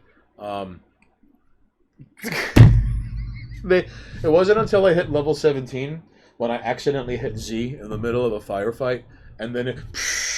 Beep, beep, and I'm like, what the fuck is this? You played the game without VATS. This is VATS? Well, that's because, like, I fucking grew up playing Quake and Unreal and shit like that. So this was real time, like, Chinese assault rifle, crouch, throw a frag grenade, come around. No, you could figure things out in 3. Yeah, you could. Like, it was easy enough. Like, I paid attention when it was like, this is how VATS works. And to be fair, Fallout 3 was my first Fallout game. I played that before I went anything because else. before Fallout 3, the only frame, like, because, like, again, it's easy to take for granted that think of all the cool, awesome, ridiculous things you were just like, well, what the fuck is going on? Post-apocalyptic, pew pew pew pew pew pew pew, Yep. And you're making a character and yada yada yada. For a long time, a lot of people's first encounter with that was like Fallout 1 or 2, and after the game had came out, it was more like a curiosity than anything else, but there were still grumblings of like, Fallout 2 is the greatest role-playing game of all time. Like just by talking about it right now, someone is reinstalling Fallout 2 on Steam right now. See you in a little bit, Kool-Aider. Do you think any of these newer ones, like the Baldur's Gate and shit like that, have you played Divinity at all? I've played the very first Divinity game. Do you think any of these games can ever compete with something like that in the mind of someone who's like, this is amazing? I liked how Divinity, the first one, and again, by the way, like, if memory serves me correctly, I made my character to be like, instead of having, what was it, like, instead of having, like, 4 people in your party, you had 2, Lone Wolf? but at the expense of, like, being a super mega awesome OP character. Yeah. Lone Wolf and one other dude. Yeah. And then, like, out of curiosity, it was like, fuck this, let's try a game with a party. And then it was like, I've kind of been missing out. Like, because up until then, it was like the very first time I played the game, it was like, all right, sword and board, all right? We're just, OP, I'm like twice as strong as I should be. You can sword and board almost anything in the game. Eventually, like, because, like, one-handed swords and shields are the most common magic items in the fucking combat and blah, blah, blah, blah, blah. Yeah. Right. The basic equipment, basically. What will drop? Did that game not have a... I thought... No, you're right. But the game It also... didn't spawn things for you. But the It wasn't game... specifically- Right, because then eventually you're like speed running to get this quest done. So it becomes Fallout 2. You're speed running to get this quest done. So then before you get to level 6, you've already beaten that fight. You've killed that NPC. So now you have the glowing +4 sword that is like extra effective against undead. And you're not even going to fight the undead anytime soon. It's just a +4 sword, which is like, that's kind of broken. You shouldn't need... The level cap is 20. You're level 6. This is a little like, come on. Yeah. Like, Gotcha. so eventually you're gunning the game like that. And there's more than one way to complete quests, just like in Fallout 2. Yeah. Which is kind of neat. Like, I played you played can't- Original Sin, I think. Was Divinity 2? you can't do everything in the game the first time you're trying, no matter what. No, not at all. And even if you understand, like, and you've left no stone unturned, I don't think you can do everything in a game. Like, Oh, no. I mean, maybe not, because of, like, decision trees. You have Yes. to do it multiple runs, right? For a completionist sort of thing. mm-hmm. That makes sense. I'm glad that my first playthrough of, like, the second game was a blind run with other people, so we just kind of all fucked around with the build, and it didn't ruin anything. After that, it was just like, oh yeah, restart the game. Oh, we're just gonna steal everything from everyone because Thievery's OP, have mad money, buy all the shit we want. Like, max. I remember eventually, like, you play a game long enough and you could, like, okay, I could get away with doing this. Yeah. So it reminded me of playing Gothic. Gothic 2 was fun, but Gothic 1 was a really fun game for PC. And, like, only in Gothic have I ever been able to do this. It's like, all right, like, eventually you could, like, lone wolf with an assistant, like a town guard pretty early in the game if you know what you're doing. Okay. Right? And then it's like as long as that town guard doesn't die within vision radius of another town guard. No one gets alerted. So like, or like villagers too. So you'd have to like, and then like back up and back up and back up and try to like position yourself so then like no one is questioning why you're having this magnificent kite shield and this like little dirty, shitty, rusty like like short sword with holes in it, you know. Mm. And then eventually you could work your way up. Like Sounds like Deus Ex. Kinda, sorta, like in terms of like getting rid of NPCs. I mean, that is one way to put it. However, like sometimes if you're just doing it by trial and error, like sometimes you can kill NPCs. It's like now you can't do any quests that NPC belongs to. You killed that storyline off by murdering that person. And there are very few examples where the game actively punishes you for that. Like, I don't know if you remember playing in like Baldur's Gate 2 or in like Icewind Dale 1 or 2. Like every once in a while, like of all the NPCs to kill, it'll be like you've killed an NPC integral to the storyline and must restart your game. Like otherwise, it's like if you didn't kill, like okay, is it integral to the main storyline? No. Anyone's kind of fair game. Yeah, like you can soft lock basically. But yes, like All right, so real quickly, you mentioned Deus Ex, so just like Fallout 2. I never got to play the original. Anytime someone mentions Deus Ex, someone reinstalls it. It's a really it is a great game in terms of the socio-political undertones of it, like in Metal Gear Solid 2. That is the only other thing you can compare. Even out the gate, the UNATCO bulletin. It's like in the year 2020, mimetic warfare between like the NS front and the and no, it's I hate it is the most cliche, oversimplified thing to say, but it's basically like Red Pill the game. It's the only game you'll ever hear explicitly reference industrial society and its future by. I beat you to it. I'm already hydrating. All right, well, hold on. Minox is going to have to help me out. Oh, A of the H, making sure everybody stays hydrated. Good on you. There's a reason it was called the best game ever. Oh, and there are 3 endings and more than one way to beat quests and yada yada. It's really... And I know that it's the good yada yada, not the bad yada yada. You shut your mouths. So. A of the H, don't worry. You will be obliged. Huh? Thanks, dude. Although, it should be noted, Deus Ex rewarded you because, like, you could do an all-stealth run mode, a brute force run mode. There were many ways to get around everything from New York to Hong Kong to Area 51. Area 51's part of the game, by the way. Let you know.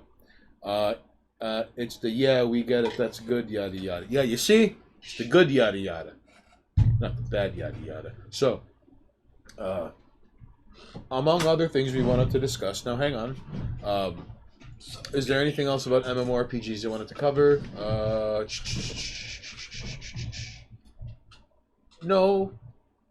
I think that's it. Oh, I got lucky when I was playing MMOs because I knew people who were already playing, and they were like, just join our guild. And that I got really lucky because, like, you know, like not like some people fucking just, hey, I'm here, and you know, like a blind run. Yeah, which I imagine a lot of people do it, especially when you first start. You know, I'm sure nowadays it's a lot easier to do too. But games have more linear, like, I mean, I don't want to say hand holding, but it's kind of like, yeah, there's one direction of things. There's no like fucking around. So, with the online shitheads I knew and I was friends with at the time when I was playing EverQuest, the only requirement to join the guild was this. All right, you have to make a monk. Doesn't matter what race. You have to make a monk, and you're gonna be like either a pack mule, a moving target, or a moving target that could throw hands. All right. Okay. And we're like, all right. They eventually corrected this, but oh man, I wish Kool-Ader was here to verify this with me. If you had get the water, get the life, that's right, or get. All right, listen, you're not wrong, AMDH. Gotta stay hydrated. First you get the sugar, then you get the power, then you get the winning. So, real quickly, when playing EverQuest, if you have, if you're carrying less than a certain amount of weight, you get bonuses to all sorts of monk ridiculous punching, kicking, speed, reflexes, all these other things. But you have to be carrying a certain amount of weight or less in your inventory and on your person combined. Yeah. And part of it is because monks were one of the few people that could get away with, like, well, for starters, like, eventually a level 60 monk is like plus 10 greatsword, but doing this and feat things. All right. Also, monks had more attack special things you could spam than anyone else. Okay. So, like, there would be like a surplus of monks almost all the time because you've got to get a monk to level 60, and then once you do that, you can make whatever character you want. And let's say let's say you got a monk to level 60, because eventually it was be like, okay, like we're gonna clear out this one dungeon, or like, oh, we're gonna PvP some other. It's like, how do you PvP against 20 priests and like 20 monks? How do you think about it? It's like, yeah, you might be rangers and do everything, but like eventually we're gonna eat everything on the. Oh no, we lost 5 monks. It's like all of you have wiped, and we're just waiting for everyone to come back on corpse runs. Like, it's just go on patrol and find stragglers. Like, it was fun. So it sounds like it'd be fucking crazy though. So I'm only. So let's say so Monoxus. Let's say you got a level 60 monk, and then you decide, like, what do you want to make? Like a warrior, necromancer, wizard. They will let you into the guild anyway, right? What are you planning on making? Oh, what were the classes again in this game? Okay. So we're already a monk. Warrior, rogue. Right. Okay. Wait. Warrior, rogue, priest, necromancer, wizard, sorcerer, enchanter, paladin, shadow knight. Jesus Christ. Maybe a paladin. Okay. All right. So now, as you're leveling up as a paladin, But monk is still my main, right? well, you have a level 60 monk. Sure. Doesn't matter what race. Well, monk's always my favorite, so. Okay. So hell, and if you and listen, like, for what it's worth, like, yes, a level 60 warrior with all sorts of things that, on one hand, yes, that's impressive and that can work, but monks, on top of their natural resistances and like their attacks are magical and they have more fight combat related things you can spam than any other character in the game. Like punches and kicks, and like, like palm strike, and then like combo quivering stuff. palm, and the and combo stuff. Okay. Okay. If they're carrying a certain amount of weight or less in their inventory, that is a freedom of movement buff, which makes them an even stronger. Like, so unless you have end level gear, unless you have end game gear, and you're level 60, a monk with even halfway decent gear with the freedom of movement buff can 1v1 like a warrior with endgame gear. So imagine a monk with endgame gear. Eventually they had to like fix this because I was gonna say that sounds really busted. Right, but like, yeah, that's how things were back in the day. You know? I mean, what am I saying? I remember playing fucking games where hunters were just decimating people. There's nothing you can do about it. Oh god. Like OPS hunters and WoW. Just getting blasted by them. It's like, alright, what do you do? Well, remember, what I always thought was neat about It sounds like you do a tedious task for hours and then you can play the game. it kind of sort of was. I mean, like, you weren't even doing quests, it was just through combat. Yeah. Just like get this thing leveled up. But like, imagine it's you and like 14 other people, and ranging from like a couple of levels to like level 50 something. Yeah, I got you. So it's like, oh no, level 48 enemies, let the level 50 something like tank it, and then you just like little pygmies like are trying to punch around it, and then like, uh-oh, the thing's turning around, and the guy's like, and then we had a system figured out. It was a good time. I wonder if you could even do that now, like in a PvP server. Like, if you were to start up like a clan In a modern game or in like in a modern MMO, like, I don't know. I feel like there's too much balancing in PvP nowadays. The idea is that there should be like a power differential, but not enough where someone can just like bop people. Oh, I mean, Although, like I said, sometimes shit just feels overpowered. I mean, like, what they would try. So what this clan would do is, their thing was like, okay, monks busted an OP, and even after the game was like fixed and patched and updated, monks still very OP. Like in terms of DPS, you can't beat a monk in DPS. You could beat a monk otherwise, but you can't beat a monk DPS in like 1v1 because just by virtue of things, it can spam. You know, like how do I put this? Like, let's say you see like a monk and like a warrior, right? Like a paladin is going to have an easier time trying to win against a monk because it has lay on hands, it has spells, and of course like shield bash and other things, and like but not as many attack things, but it can still heal itself. So like in the long-term scaling of things, the longer this fight goes on, like if you can't heal yourself, there's only so many things you can do. So of course, like a warrior will try to like spam all of its offensive shit really quick. You know what I mean? Yeah, like try to burst them down instead of like outlast them. Right. I got you. Like how the mechanics in a fucking MMO work.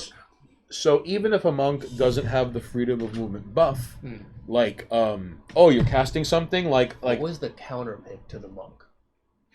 Or was there even a hard counter? There are a couple of things you could do. For example, okay, so take a sorcerer. A sorcerer could summon either like a fire elemental, an imp, and like one other thing. A necromancer could summon the undead. And like even a level 60 skeleton is still a fucking level 60 thing that you've equipped with a couple of things. Yeah. Well, I'm assuming you're still also like casting. Yes. Okay. So 2 guys on the monk can take him down. If you have, because if you like let the thing you've summoned tank. Yeah. Oh hell! Drain life, hold place, vampiric touch, do all sorts of silly shit. But not all of them are gonna get through to the monk because he has naturally high resistance to some shit. Sure. Let's see. Oh, and I think there are rangers. Oh, druids, and there are shamans as well. A shaman might be able to because shamans have utility. Okay. Although they can't, like, depending on how you made the shaman and your character depends on what kind of shaman you are. Because they're like melee shamans, casting shaman. You know what I mean? Sure. Like in WoW, like you have the dual wielders, and then there's like the actual mage type shaman. Right. Even though the actual mage type shaman can eventually, like, if he has to swing an axe, he's gonna do fine. Like. I'm not sure about WoW, but I didn't play shaman, so I can't say. Okay. Let's see. What can beat a level 60 monk? They weren't. Other than casters, paladin or shadow knight? Because like I don't think. Let's see. An ogre warrior might be able to get the jump on him if they're fucking throwing like boulders or like giant rocks or shit like that. Okay. Because you could pick either, like, among the races there were like ogre, troll, barbarians are just giant humans. Wait, that was a race? Yes. Okay. Like barbarians are just giant humans. Okay. Dwarf, elf, but there's also high elf and wood elf. Eventually there were I forget the name, but there was like a reptilian race, and they came out with the ruins of Kunark in that update, and that was like one of like that was the best monk race because among other things, it's like you have a bite and you have a tail slap. That sounds like the best kind of monk. Like that's monk. So eventually, like that game was so alright. So enough about MMOs, you jerks. I missed out on a really good older game that had reptilian monks. That's a damn shame. You want to hear something silly? You could go to, I think it's called Project 1999, but there is a working, like, with modern interface, but it's still an EverQuest server going on, and there are multiple servers. It's called Project... Server? I think they're public servers. Really? I could be wrong. Project 1999. Okay. It's basically EverQuest, but in the present day. But no, you missed out. You missed out on. You missed out on reptile monks. Damn shame. So, I played a what was it? No monk. Dick punching. That was the gist anyway. Yeah, you were talking about ESO for a second. And if you have a group of more one classes, with pro computer, you could take on an entire fortress. But that's really John Woo. The defense bonuses alone, plus the absurd healing used in conjunction with the absurd burst damage, makes you an unstoppable and undestroyable machine of bullshit. Really now. Good to know. You know what was an MMO I was always curious about? Dark Age of Camelot. I've never heard of that. And one of the reasons is because like there were actual people could. I don't know if it was player made or if you could you align yourself to pre-existing factions in game. Okay. But there were like sieges and like you could put siege weapons together and breach a castle, but like these things were so big like you could only have one piece of a siege equipment in your inventory at a time because it was so fucking big and you needed multiple people to put it together. Because what are you going to do? Just like run against and just like everyone just spam attack against the wall? No, like because then anyone in the towers can just point at you and like no, it was ugly. But I was always curious about Dark Age of Camelot. Nope, never even heard of it. So very quickly, if you don't mind, I'd like to use the restroom, and then we come back, and then I'm going to talk to you about memes in Canada and people detransitioning, ladies and jerks. So Monoxus and his pretty face is going to have to keep you entertained, okay? So, hey, it's up to you. What do you want us to talk about next? Canada, memes, or people detransitioning? You got to take it up with him, all right? Why do they get to tease? What if I want to talk about Canada? All right, then start talking about Canada. I just said, what if I want to? I actually kind of want to talk to John Woo about some ESO stuff. Or John Woo's already saying Canada. Or rather he's saying our weird neighbors to the north. Yes. Take it easy, Derek. Adios, there. Canada, eh?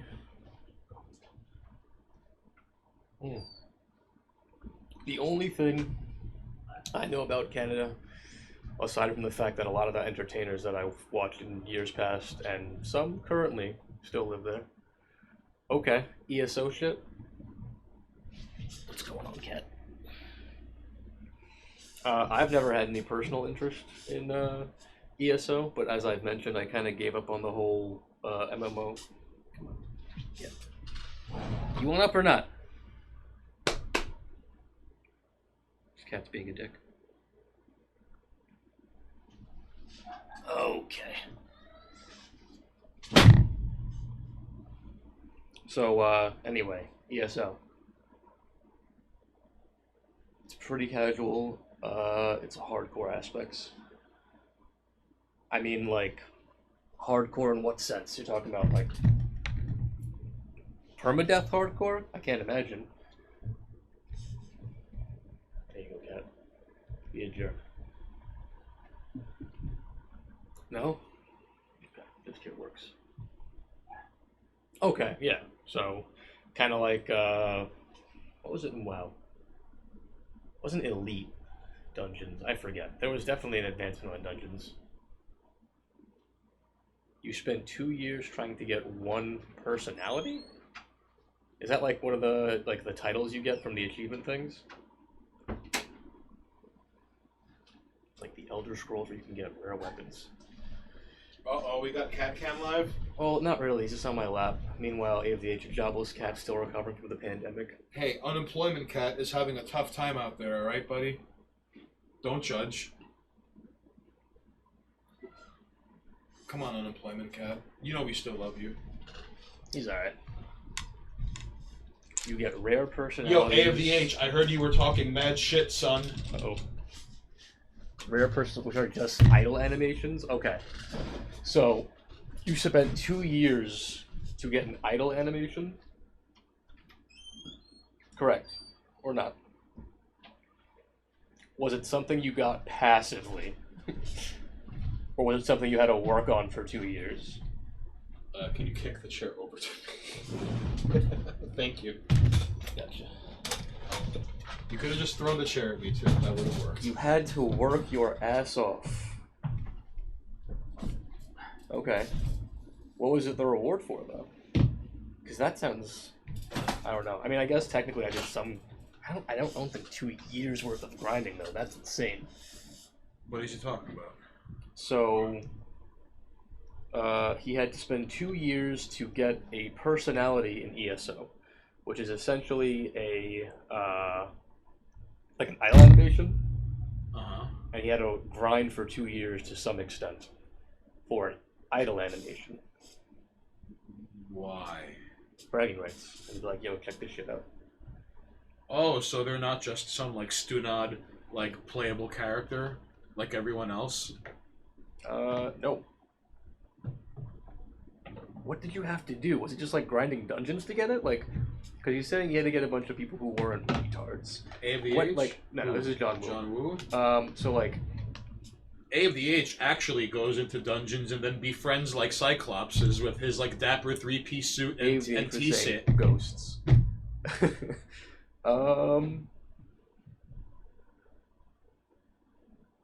Hold on a second here. I'm trying to figure out what's going on here. We're going through over like, so he's explaining more or less. He had to go find people who weren't complete retards, satisfaction of achieving something. Oh no. It was just raiding though, right? You were just raiding, that was the whole thing? And you had horrible, horrible people that could not handle the fights? I assume it works like pretty standard raid nowadays. There you go. What was that one game you were playing with the KRP jerks where you were out in the wild building like huts? Valheim. Okay. The what's it called? The Norse, crafting game, I guess. That looked really fun. It's pretty fucking good. I don't think they've updated it at all, like in any major way. So I'm kind of upset there hasn't been more content for it. Mm-hmm. But I've been playing Deep Rock Galactic, which is that dwarven mining game. You mean Space Dwarf Fortress? Yeah, pretty much. But you know, with what's that shit? Starship Troopers vibes. You know, it's a game I've been meaning to check out. I haven't played Dwarf Fortress in a long time, but like it's now on Steam, and part of it's a little strange because it's like part of the appeal of the game was that like you had to learn and figure everything out more or less by yourself. Yeah, I just never. I couldn't do it. I get it. But part of what made the game so rewarding though is that there were things. They can hear you, right? The game. Can you hear me, ladies and jerks? No, yeah, you should be fine. Okay. I think the game rewarded lateral thinking in the sense of, all right, so if you figured it out, you could make a trap where you have like a goblin and a cat copulate and put that in a dungeon, all right? Okay. And then have it birth unholy spawns, all right? And then the spawns drop into a vat, and the vat, it just traps, and it crushes, and all the blood goes to this vat. And then the blood is enchanted and then used to power traps. As long as you have the birthing vat going and all, you've mined the channels and the pumps and the levers, yeah. And you can use evil demonic blood as a trap whenever someone steps on a platform outside. And we haven't even gotten to the inside of your castle for defenses. And your standing army and all its troops and all of its gear and whatever. You can make traps in Dwarf Fortress, because eventually there are ambushes and there are sieges against your castle. Alright? Like, let's say, like, you could choose to never mess with, like, humans. A caravan of humans to trade will always come in the fall. Every year in Dwarf Fortress as an in-game year passes, okay? So... How long is an in-game year? It could take anywhere from it depends, because what if Pausing and stuff like that. well, not only pausing, but let's say like a dwarf found a clay deposit somewhere, or like an ancient colossus is now assaulting your castle. Yeah, happens. He's 3 times the size of your castle, by the way. You should not scoff at an ancient colossus. Picture like the statue of David, but like, you know, swinging his limbs at you. Like, that's an ancient colossus, all right? So, I imagine bigger. So, hopefully bigger. So there is Fortress mode, which is the mode we're most that's most played, and basically Fortress mode is like it's survival mode. Like you're gonna die. Okay. Start getting ready. Like, because even if you survive everything, and by the way, like, so the human caravans, if you could like hijack and kill a couple of human caravans and get away with it, a few. But then you keep doing it, eventually they're gonna show up and like start ambushing you, and if you win an ambush or two, they straight up send like legions and units of like knights, cavalries, archers, squires, catapults, like mages, clerics, paladins, like, and on top of that, like, oh, here are indignant villagers that might be the family members of the people you've killed. Also, here are mercenaries the kingdom hired. Also, this kingdom has an alliance with this kingdom. They're elves. Sounds complicated. It's a pretty wild. So that's only if you decide like fuck the humans, dwarves. You know? Oh no! I'm sorry. I'm a furry covered mess. But here's the best part. Okay, here's the best part. Here's the best part. All right. So, you could play adventurer mode, and adventurer mode. Oh, before we get to that, before we get to adventurer mode, all right. Even if you survive all the dragons and the fucking giant elephants and the ancient colossus and blah blah blah and all these other things, and you win, there's nothing, and you planned it, you got lucky, you know what I mean? Yeah. All right, so a necromancer you'll fight the undead if you keep burrowing down, and eventually you get to the underworld, to hell, right? Okay. And demons are the strongest enemies in the game.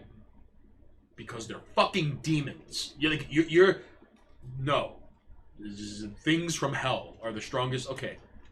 After that, it's necromancers. And a necromancer is a living thing that was it was a thing that was shunned from its society because they're immortal. Like, necromancers are, like, they could die through combat. Kind of like how elves are immortal unless they die in combat. Like a lich almost? Yes. Okay. So, oh, and by the way, their towers move because they're undead, unholy, unspeakable. Wait, stronger than demons, though? No. Okay. They're number 2 on the list. But the only way to fight a demon is if, like, you go to the underworld, or, like, you've killed so many... John Weiss says, gentlemen, I'm so close to learning how to become a lich. Yo, I what? just need to find the last phrases. So what happens is in Dwarf Fortress, all right, like even if you outlast and destroy and beat up everyone and like every race, you know, like the Goblin Kingdom, the Human Kingdom, the Elven Kingdom, you wipe them all, and you are master in command of the surface world. Eventually, a necromancer is gonna happen, or you keep burrowing and get to the underworld. Like, it's up to you. You could either wait around for the necromancer and luck try it out, or you could not try to prolong the inevitable and just keep digging. Alright? So, what made adventurer mode fun is that all of your previous games are world map files you could select because they're all RNG and, you know? Okay. And so... And you could travel through a world map that was once your fortress mode. And, like, one of the reasons you want, like, that makes this neat is that, like, alright, you can't play as a necromancer because you play as dwarves. But in adventurer mode, like, you could become a necromancer. Like, if a necromancer is defeated, like, its tower still remains in the, like, wherever the necromancer dies on the world map, the necromancer tower stops moving. Okay. And that's where it is. So... And you could find, like, a grime wire and read it and become a necromancer. Point is, in adventurer mode... That sounds pretty sick, though. Here's the cool thing about adventurer mode. I couldn't get over the graphics. I can't look at the game. Oh, no. The updates, one of the things that made the updates so delightful is that, like, they finally gave you an updated graphic. Hey, said, well, Canada sounds like a wild place. The gaming conversation continued. So long story short, in adventure mode, I get ambushed by troll shamans and troll like sorcerers, all right? And I shouldn't have won, but I make like a dwarf monk, all right? I shouldn't have won, but You and your monks. I shouldn't have won, but I beat him, but at the cost of like my legs. I can't heal. I can't like my legs are broken. I don't like I'm just adventurer mode is a roguelike. You're just one dude. That's it. And like this was too early in the game to even begin investing points in like, you know, first aid. So what do? Alright, I have like just enough crafting to help me out. I make a pair of crutches. So now I'm just like angrily hobbling along the world map. But I killed all these like I got ambushed. I was down to like 2 hit points. Used up all my items. They broke all my gear in the process. But now I'm like mid game level, and I just started the game. So now, like fucking Taz from ECW, I'm like suplexing and choking up everything in my way, hobbling with crutches. Eventually, things on the world map, like, and I'm going on, I'm doing quests for towns, and like, I don't have to worry about leggings because my legs don't work. So now I could just spend the money I would have used on armor leggings for like a helmet, gloves, sleeves. That's silly. Alright? So eventually, I start spelunking through dungeons, and it doesn't matter. Giant spiders, zombies, ghouls, geists, ghasts. Yes, this man is talking Dwarf Fortress. And one by one, I'm just like choking or suplexing things, and sometimes like, oh, okay, like here's the best part.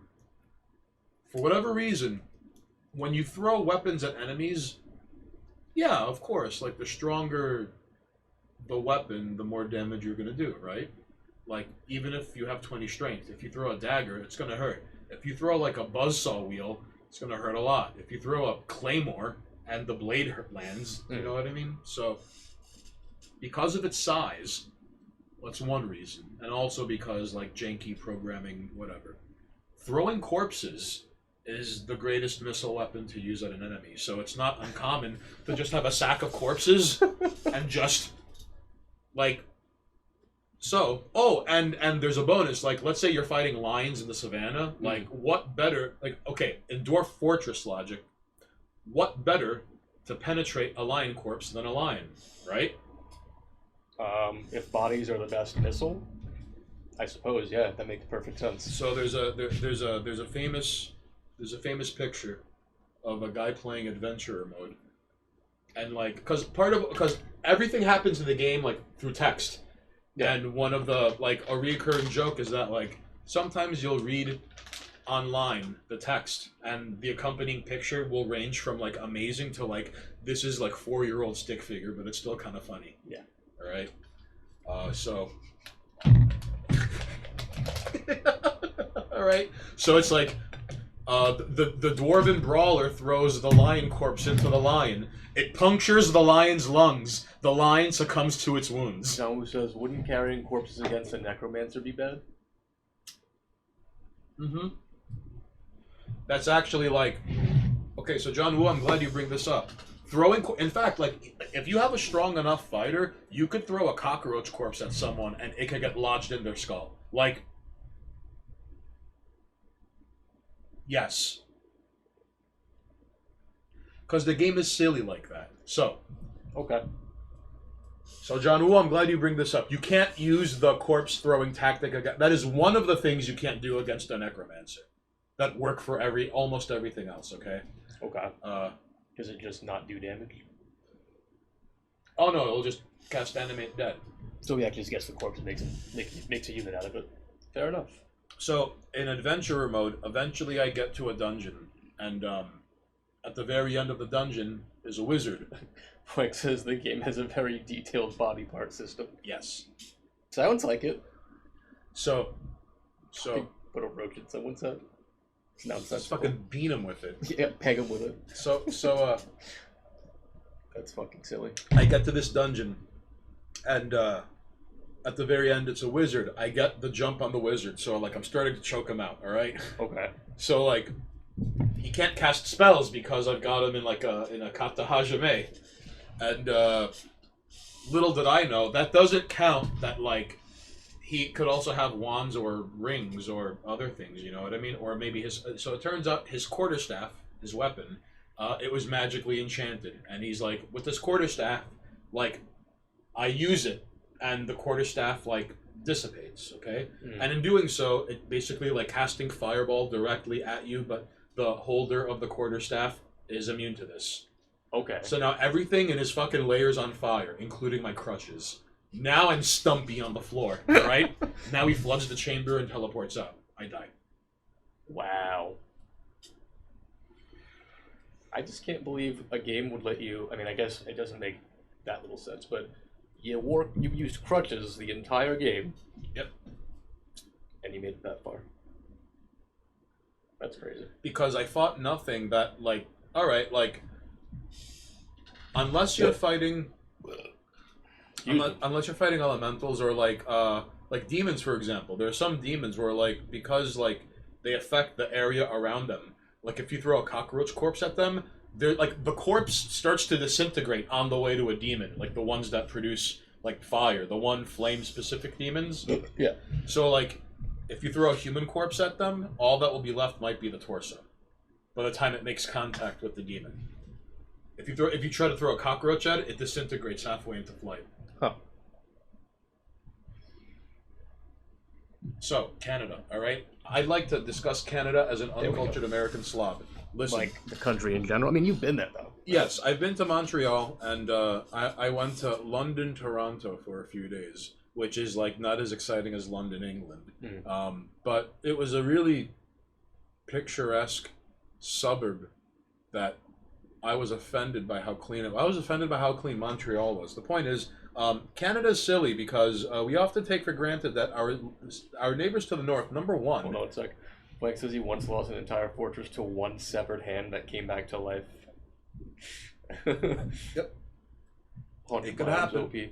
Oh, one time, I remember reading a story where like a guy, like a fucking like stone giant got the jump on his fortress and like it caught the army off guard and like a single war dog rolled a crit, ripped its throat out, and then just assimilated back and then just ran off into the woods and became like a wild feral dog. And like he ended up commissioning like his dwarven crafters to like in memory of this fortress and the savior. He ordered a construction of a golden wolf to be in the center of like of the fortress. Like that's like sometimes really beautiful, wonderful things would happen in that game, and then sometimes a hand will come to life and start to choke people in their sleep while they're sleeping. Like, oh my god, it's. Oh. That sounds hilarious though. Anyway, really quickly, one last thing about Dwarf Fortress. Okay. All right, so they're alcohol dependent. And, like, the livers of elves and humans aren't of capacity like dwarves, so, like, they could damage their liver and die of alcohol poisoning by hanging out with, like, dwarves, because you have to make a tavern in Dwarf Fortress. You have to make a tavern. And it's up to you whether you want to make the tavern open to, like, outsiders or not. But, like, you have to make a tavern. Like, dwarves are alcohol-dependent, like, beings. Like, if you roll sober, like, sometimes you have a chance of taking penalty. That's glorious. That's good stuff. It's pretty wild. That is a small problem. So, I really have to pee, but I keep drinking this water. Oh shit, you have to pee? Yeah, really badly. Oh fuck. Okay, you could go real quick. Damn it. Let me finish this. All right. Well, just. No, you keep talking. Okay, I'm gonna keep talking. Okay, we don't have dead air because I'm still on the thing. All right, ladies and jerks. Share stream. All right. So listen. Canada is really silly to me because we often take for granted that, yes, our neighbors to the north, they all resemble an entire country named Doug, who ordered the chicken salad but got the tuna melt instead and went, okay, all right. On top of that, we often fail to take into consideration that there's no First Amendment in Canada because there's no Constitution or Bill of Rights. There's even a social justice tribunal in Toronto, if I'm not mistaken. Or is it Ontario? I think it's Toronto. Canada's kind of, well, it's kind of a cucked country, and no one wants to admit the cost of prices and everyday items in supermarkets are super expensive as well.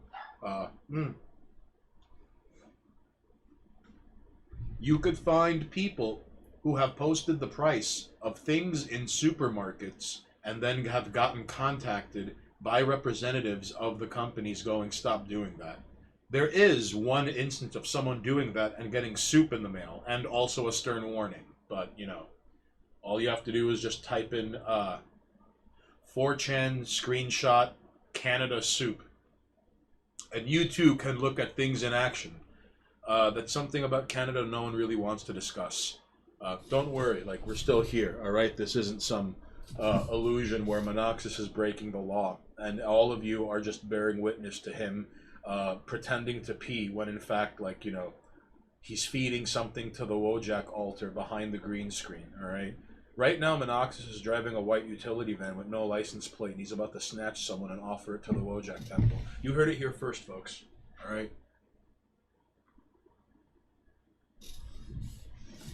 But Canada's really nice. I mean, at least to me, because what the fuck do I know as an ignorant, uncultured American slob?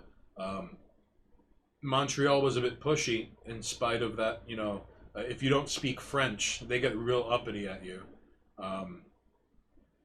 I remember ordering coffee at a place in Montreal once, and behind the counter it was like, bonsoir, comment allez-vous, blah, blah, blah, blah, blah. And I'm like, yeah, can I get a large coffee with half and half, no sugar?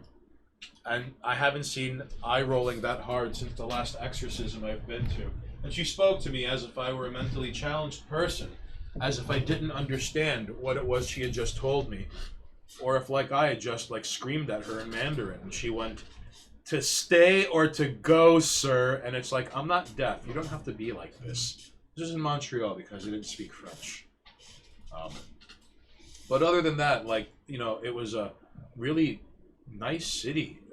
Unusually quiet after 1:30 in the morning. Like, because you get used to, like, here in New York City, like, even at, like, 4 in the morning, there are jerks outside. There are people outside. Constantly. And there's not, and it's a weird blend of, like, okay, you look normal, you're a weirdo, you look kind of normal, you look like you just finished partying, and you motherfuckers look like you're still partying. Yeah. We get a lot of people in the back over here at night. They have this, like, little parking lot structure. Right. But, yeah, I don't know. I don't know much about it other than the fact that, like, what was it? Their food prices are incredibly high. I was just talking about that, yes. I think you're the one who put me onto that. And I was like, that's nonsense. And then I've seen some posts of people being like, no, like, this shit's ridiculous. And every once in a while, the companies will be like, stop posting the in-store prices. I've never seen that shit. But There's one famous screen cap where, like, they like tried to win the favor of this one guy, so they sent him soup along with a stern warning, going like, don't stop, but here's some soup. how much soup? I'm gonna say, like, what, 8 cans, maybe more. 8 cans is not enough to buy a silence. You could just find it on, like, 4chan Canada. I'm just saying. Price soup. 8 cans. Might have been more. I think it was a box. I think it was a box. It ain't no lifetime supply of soup. Just shut the hell up. Might have been. I could be wrong. Haven't seen that screenshot in a while, but it exists. I'll take your word for it. Fun fact. Where Trailer Park Boys was filmed is in Nova Scotia, all right? And, of course, different parts of Canada, you know, embody different characteristics of Canada, even though they're all Canada. Kind of like how America isn't a uniform country. Yeah. However, like, Montreal is, of course, in, like, Quebec, which is the French-speaking part. Winnipeg all the way to the west, that's sort of like the frozen, barren Texas oil plains of Canada. Does that make sense? Made in Mycelium says one can would shut someone up if you threw it hard enough. Huh? What are you guys talking about? One would shut someone if you threw it hard enough. Also, hi. What's going on, Not 17? How's it going? Yo, Not 17. We're discussing Canada right now. You know, specifically you were talking about the stereotypical frozen tundra Canada. Well, okay. So yes, Canada is further. Can of soup, dirt. Oh, moron. So still not enough soup for silence, man. So, up frozen to the north is our friendly neighbor Canada, and I just want to reiterate, Not 17. Number one, there's no First Amendment in Canada. Part of the reason why Jordan Peterson got, like, you know, famous is because, like, what he got accosted by all these students at a free speech rally, which is weird because, like, yes, like, outside of the United States, there are free speech rallies because they don't have free speech.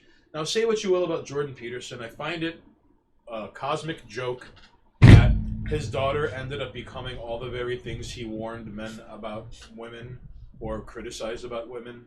Number two, he became dependent on Klonopin and went into a medically induced coma to kick the habit, which, damn, homeboy.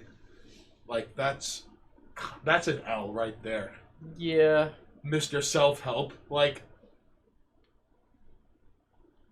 so, all things considered, he got, I mean, granted, you have to give him credit. He videotaped all of the lectures he ever gave ever since he was like a professor at NYU, even before.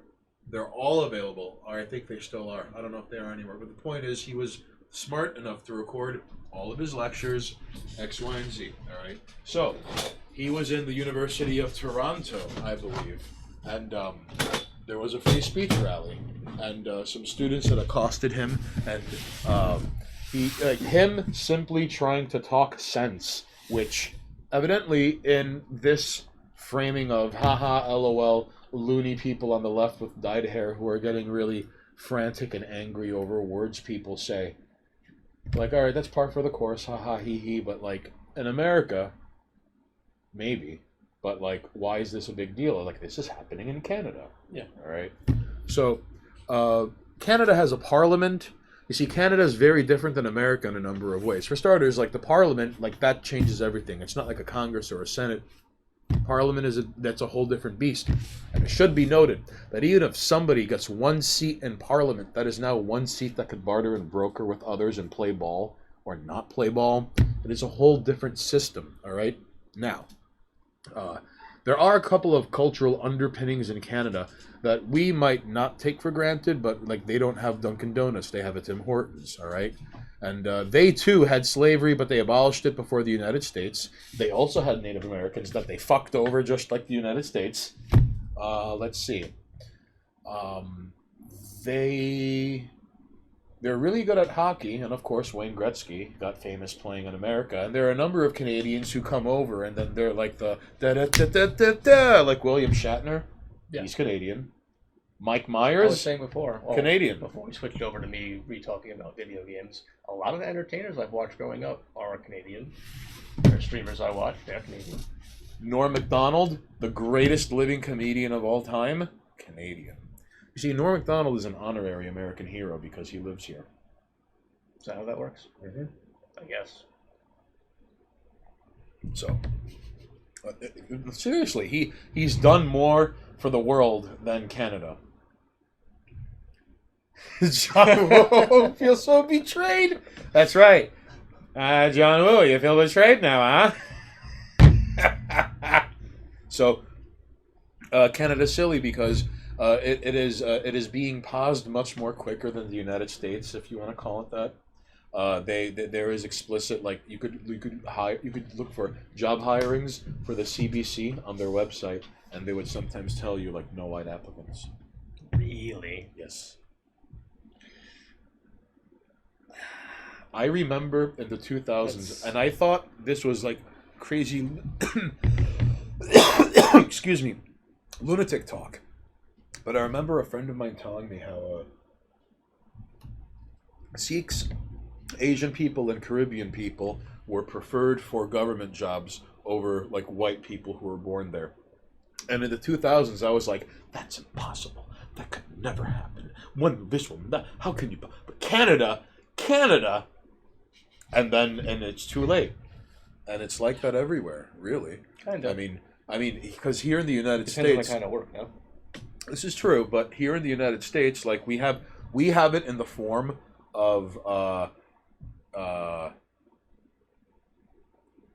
really shitty transnational gay oligarchy and keeping old people alive, and it's not going to public works of art or infrastructure. Like, it exists everywhere, but in Canada it's just worse. Like, of all the sinking ships in the world, we're the best. And we used to have, like, the greatest captain of all time, too. Never forget those 4 years, ladies and gentlemen. Like, if you, like, you just had to be there. Even people who don't like him started to mimic his, like, the way he would tweet, where he, like, assert something sad. Like, exclamation point. I still see memes about him. He'll be forever in our hearts and Son, we minds. got the Capitol storming because of that shit. We got something that they're never gonna forget. It's funny how the people who are crying about the Capitol storming are the same kind of people who are like, oh, no one could have possibly meddled with the 2020 election. By the way, Russia meddled in the 2016 election, people. Yeah. That nice, neat wraparound. All right, so real quickly, Canada. So Justin Trudeau is Fidel Castro's bastard son.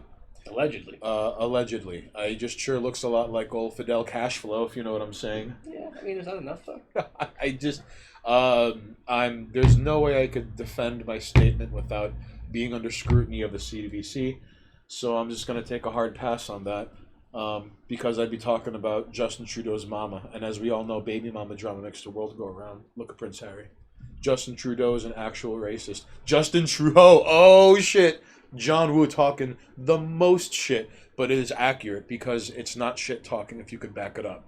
Also, Justin Trudeau carries on the fine Canadian tradition in quietly giving like billions of dollars to like global despots and like people who abuse human rights just so they could have like and maintain their friendly, syrupy, boring, post-national identity fiefdom. Because like Vancouver is now like 60% owned by the Chinese. You know, Justin Trudeau said something to the effect of like, I think we've moved past, like, we're a post-racial identity country. There's a lot of things wrong with that country. Post-racial identity. Yes, he said something to the effect of like, we've moved past the need for a racial identity in Canada. Or national identity. The same, well, almost the same thing. Kinda, sorta. But Justin Trudeau is on record for... And you know what the crazy thing is? 3 different cases of blackface. And it didn't hurt his career one bit. Is it really up to 3? As in, you must post your racial identity? He had 3 instances of blackface, and it only seemed to help his career. I knew of 1. At what point, I guess, like, was there like a turnover where it was like, he's done it enough that it's just okay? That, like, no one cares. Or, I mean, it might play into the whole, you know, they don't have free speech, so we can be mad about it over here, but... Well, it makes me wonder if, I've always wondered if there were, like, enclaves of Americans who fled America, like, because of the Vietnam War, and they settled in Canada, and if there were pockets of, like, Merkins and, like, or if they, like, assimilated into Canadian culture. I've always wondered, because that did happen. You know, a number of people did flee the United States to avoid the draft in the Vietnam War. Some of them went to Canada. 17 goes, well, not 17 goes, well, if there are pictures of 3 times, he probably did it more. Well, all right. Probably did it more. I'm going to go with he very much did. Actually, I guess that's a good point. At 3 times, it's like, now you're making a habit out of this. This is no longer just a thing that pops up once in a while. It keeps happening. You know? Right? Maybe. So, or they really do just see past the whole and I remember in one of them identity, and now they just like, oh no, it's fine. In one of them, he even made sure to like pack like a rolled up socks, like in like something with a rolled up sock over it in his junk. To give the myth of like, hey, he's a black dude and he's well endowed. And it's like he played the full, like, he really fucking committed. Like, it was not just blackface, he was going for the extra racial mile, alright? Damn. This guy did not, he's unstoppable. What absolute identity does he hold that allows him to just fail upward in life? Oh god. Rock, paper, scissors. Alright. You're not wrong, Hillary. All right. So, A of the H. All right. Now, mind you, is it up to us to tell Kool-Aider that a rock paper scissors game had played out? I think we're obligated to let him know. Yeah, if you want to even if he is incorrectly recording history. Sure. All right. So A of the H. You heard it here first. All right. Best of 3. Yep. All right. Okay. On 3. 1, 2, 3, shoot. Ha 1, 2, 3, shoot. 1, 2, 3, shoot. 1, 2, 3, shoot. All right. This compelling fight to the death is brought to you by A of the H, Rock strategies. Stupid. Whoever wins gains an extra racial mile. Terrible.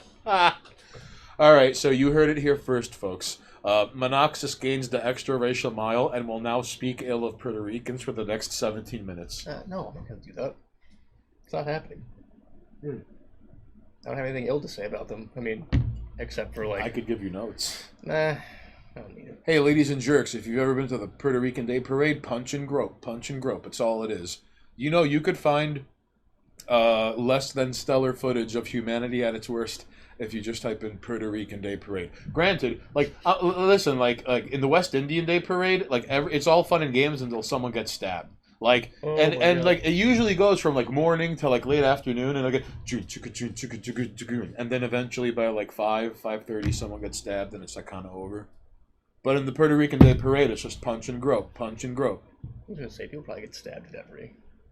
Well, not at every parade. Every parade, someone's going to get shanked. So, John Either Woo... one way or another, so everyone's getting shanked. John Woo wants us to hydrate, and he also wants Monoxis and Stained Haynes to ask Chad a question. All right.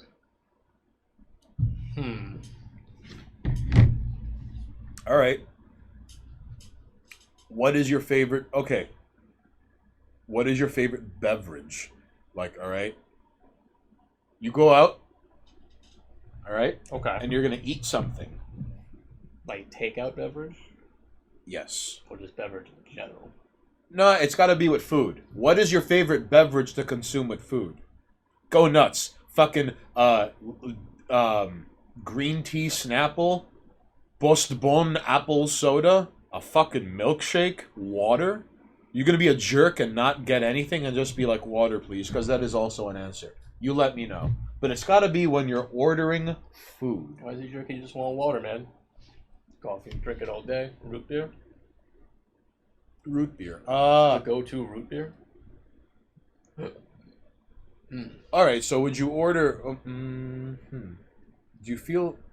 I'm curious. Do you feel as strongly about iced coffee as you do with coffee? If it's dinner, maybe an iced tea. All right. Orange juice? OJ. The juice is loose. Always orange juice. Okay. Okay. Damn, John Woo is evidently immune to scurvy. Kind of. Like, if you try to cast, like, magic where, like, his body decays, he's eaten so much vitamin C. I don't drink cold coffee all day. I mean, see, I was going to say water, though. So, you like people get water or jerks? No, but, okay, let us say you are going to a diner. Sure. And you're going to sit down. Yes. And you're going to order. Yeah. And with your order, are you getting a beverage? Probably just water. You gonna force me? Yes. Diet Coke. Preferably with rum. Okay. Because you could get that, I believe, at Mike's Diner. Because don't you see all? Oh, yeah, they do a bar, don't they? Don't you see all the liquor behind the cash register? I never thought about that. It always seemed weird to me where like this is where I go for my cheeseburger deluxe. I don't want to start to get shit faced here, and they have a really they even have like Bombay Blue Sapphire gin, All right, and folks. Johnny Walker Blue. My question is, what is your favorite power-up from the classic Mega Mans? Favorite power-up?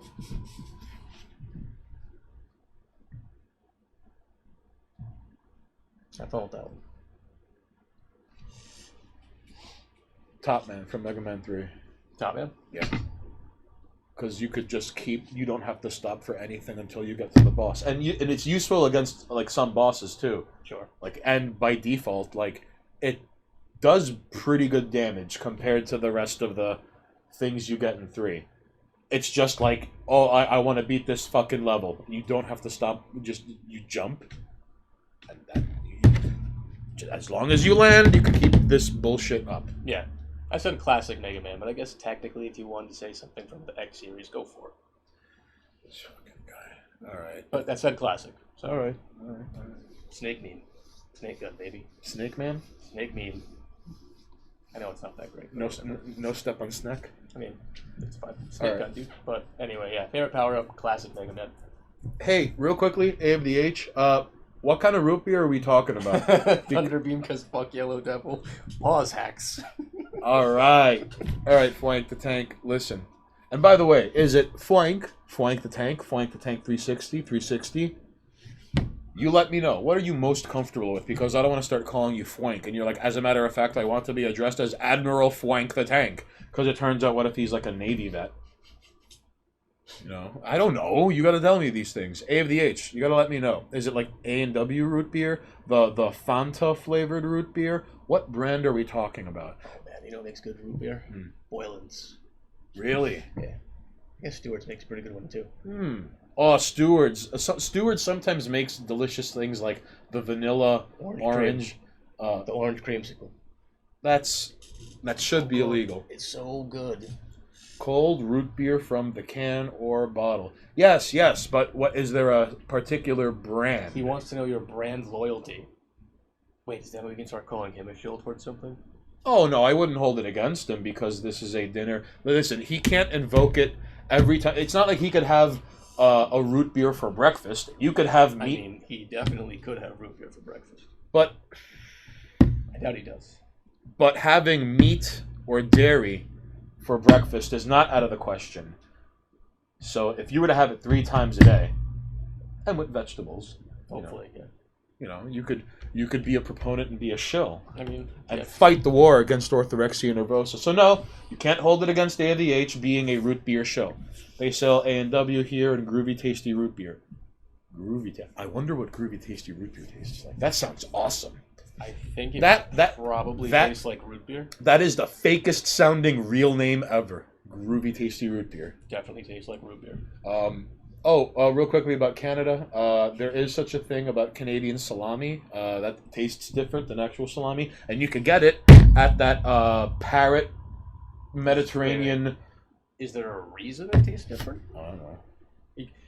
Does Canadian salami taste different? Yeah, kind of like yeah. And Canadian bacon's pretty good too. There's gotta be an excuse for it. There's I no don't. way it's as right. Maybe it's their preservatives or the meat that they use. I'm not sure. There's got to be something maybe chemical-wise. But it's distinct. Yes, and it's really tasty. You know that right by Sterling, it used to be it used to be Astoria Federal. Wait, where? Remember that? It used to be It used to be Astoria Savings. Remember there used to be like a local bank on Ditmars and between 31st and 33rd, and now it's a Sterling Bank. Yes. Okay. All right. On that block. All I ever noticed is that it was just a bank. On that, I was like, I'm not going here. On that block is a Dunkin' Donuts, which has been there since time immemorial. Yeah. And now they're competing with the other Dunkin' Donuts. And a store that sells it's sort of like a Salumiera, where it's a Mediterranean store where you could get candy in bulk, but also all sorts of meats hanging behind the counter, and they have products from other countries, mostly Greek and Mediterranean. You can even get homemade hummus, in little containers like this, for $2.50 because it's made out of 3 ingredients and made homemade. It's pretty wild. It's with no preservatives, no nothing. And it does taste different. By commercial standards, it tastes a little bland. But that's because there's 3 ingredients. I feel like fresh hummus is always better anyway. The point is, in this place you can get Canadian sausage, all right, and Canadian salami, and it tastes different. I kind of like it. So big ups to Canada for your cured meats. And one streamer I care about on my behalf. Thank you for that. But So, real quickly, A of the H. Canada. I have no loyalty, whatever I can sneak in without the missus knowing. I would have a root beer for breakfast, but that's something for the single man. Touche. A of the H. Although, if she catches you having a root beer during the day, I imagine that isn't, breaking some sort of, insane code of ethics. But a root beer for breakfast? Damn, dude. That... just forego coffee or tea and have a root beer for breakfast. It hurts my mouth to think about it. But I don't fucks with sugar like that when I can. Although I broke and had some cupcakes.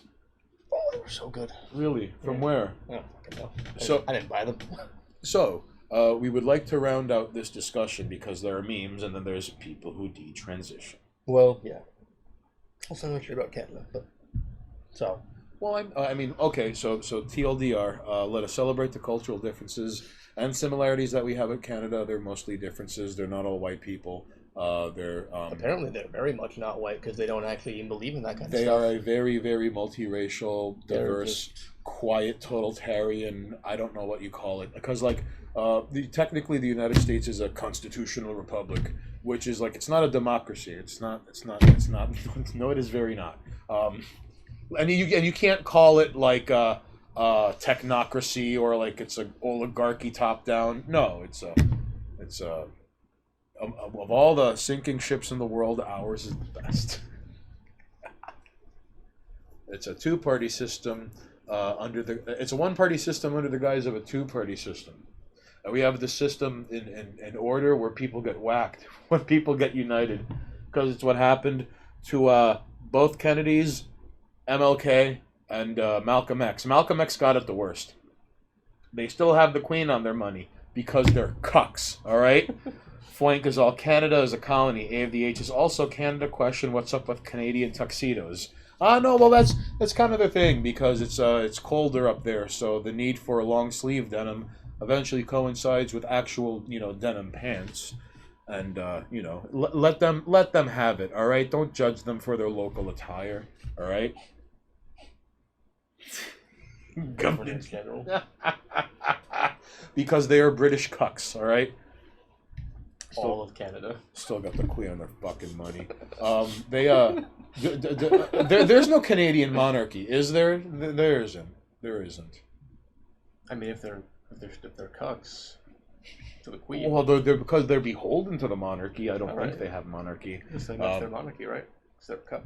All right. I'm just by that logic. Yeah, well, I mean, they're cucks who produce, and they've given us Wayne Gretzky.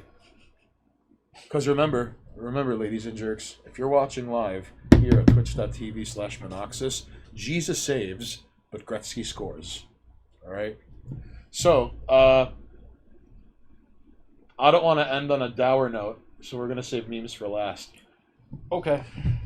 Let's talk about people who detransition. Now, we're not going to, this isn't the doom and gloom, everything is ugly, and now because there are medical eunuchs that are being swept under the rug because they don't fit the top-down narrative of something that is wow, imagine how crazy is that? A further marginalized group of people being marginalized by an already marginalized group of people. Like, because they listen, because they don't fit the narrative and they're not allowed to talk. And of all people, fucking 60 Minutes CBS. Oh, cucks who produce the rarest cuck of all comes only in olive oil. Wait, hey, listen. The Great White North, I believe, has been... I don't think they're going to have a second coming. I think French Canada will eventually secede. If Texas secedes, everyone's seceding. Oh, no. So if Texas secedes, French Canada secedes from Canada, and all bets are off. Like the Basque region from Spain is finally gonna just draw up a border. That's a mighty big if on and that just one. have like 140 like farmers with shotguns on the border, angrily shooting at Spanish cops, and they end up getting gutted by Spanish SWAT. I don't think Texas is gonna be seceding anytime soon. Every year, more and more people vote for Texas to secede from the Union, and I think one day there will be enough votes, even just to have it as a referendum in the Texas legislation, and that'll cause like the American news to be like, LOL, look at this, and you're only just gonna give more credence to it, like, wow, why wouldn't you want to secede from the Union? Because like, and by then, I believe the news will have realized they made a mistake, and there's only two modes when it comes to the news, blackout and circus. So now it's like, LOL, Texas is seceding, and then people are like, Texas is seceding, and then they're like, blackout, don't talk about it. But then like the Streisand effect happens, and then it's like, it's illegal and against the law to talk about Texas. Once Texas secedes from the Union, it is not beholden to American law. So then it'll be like a crime to discuss the traitorous state of Texas and the remaining 49 states of the Union. Oh, then Puerto Rico becomes a state, so we could even it out to 50. We still got 50. Yeah, we got the 50 stars. We're not fixing our fucking flag. Actually, that I could see us doing. We're not fixing the fucking 100%. Like, no, yeah. It's 50 still. Don't worry about it. So Idaho, said not 17 goes, Idaho has the most Basque people outside of their home region. Used to be a lot of shepherds here. See? You see? You see? Not 17, give us the 411. Are Basque women hot? Some women from Spain look so good it should be illegal. But then again, every country has women that look gorgeous, but still, like just Unless you're a bigot. unless right, or I mean, except well, even Chinese like attractive men and women happen, but like in a country of 1 in a million, there's at least 1,200 of you. Jeez. So, you heard it here first, folks. You're watching here at twitch.tv/Minoxus. It's the Chinese appreciation stream. You've given us theopacy, dumplings, gunpowder, and censored, and expletive deleted, and yeah.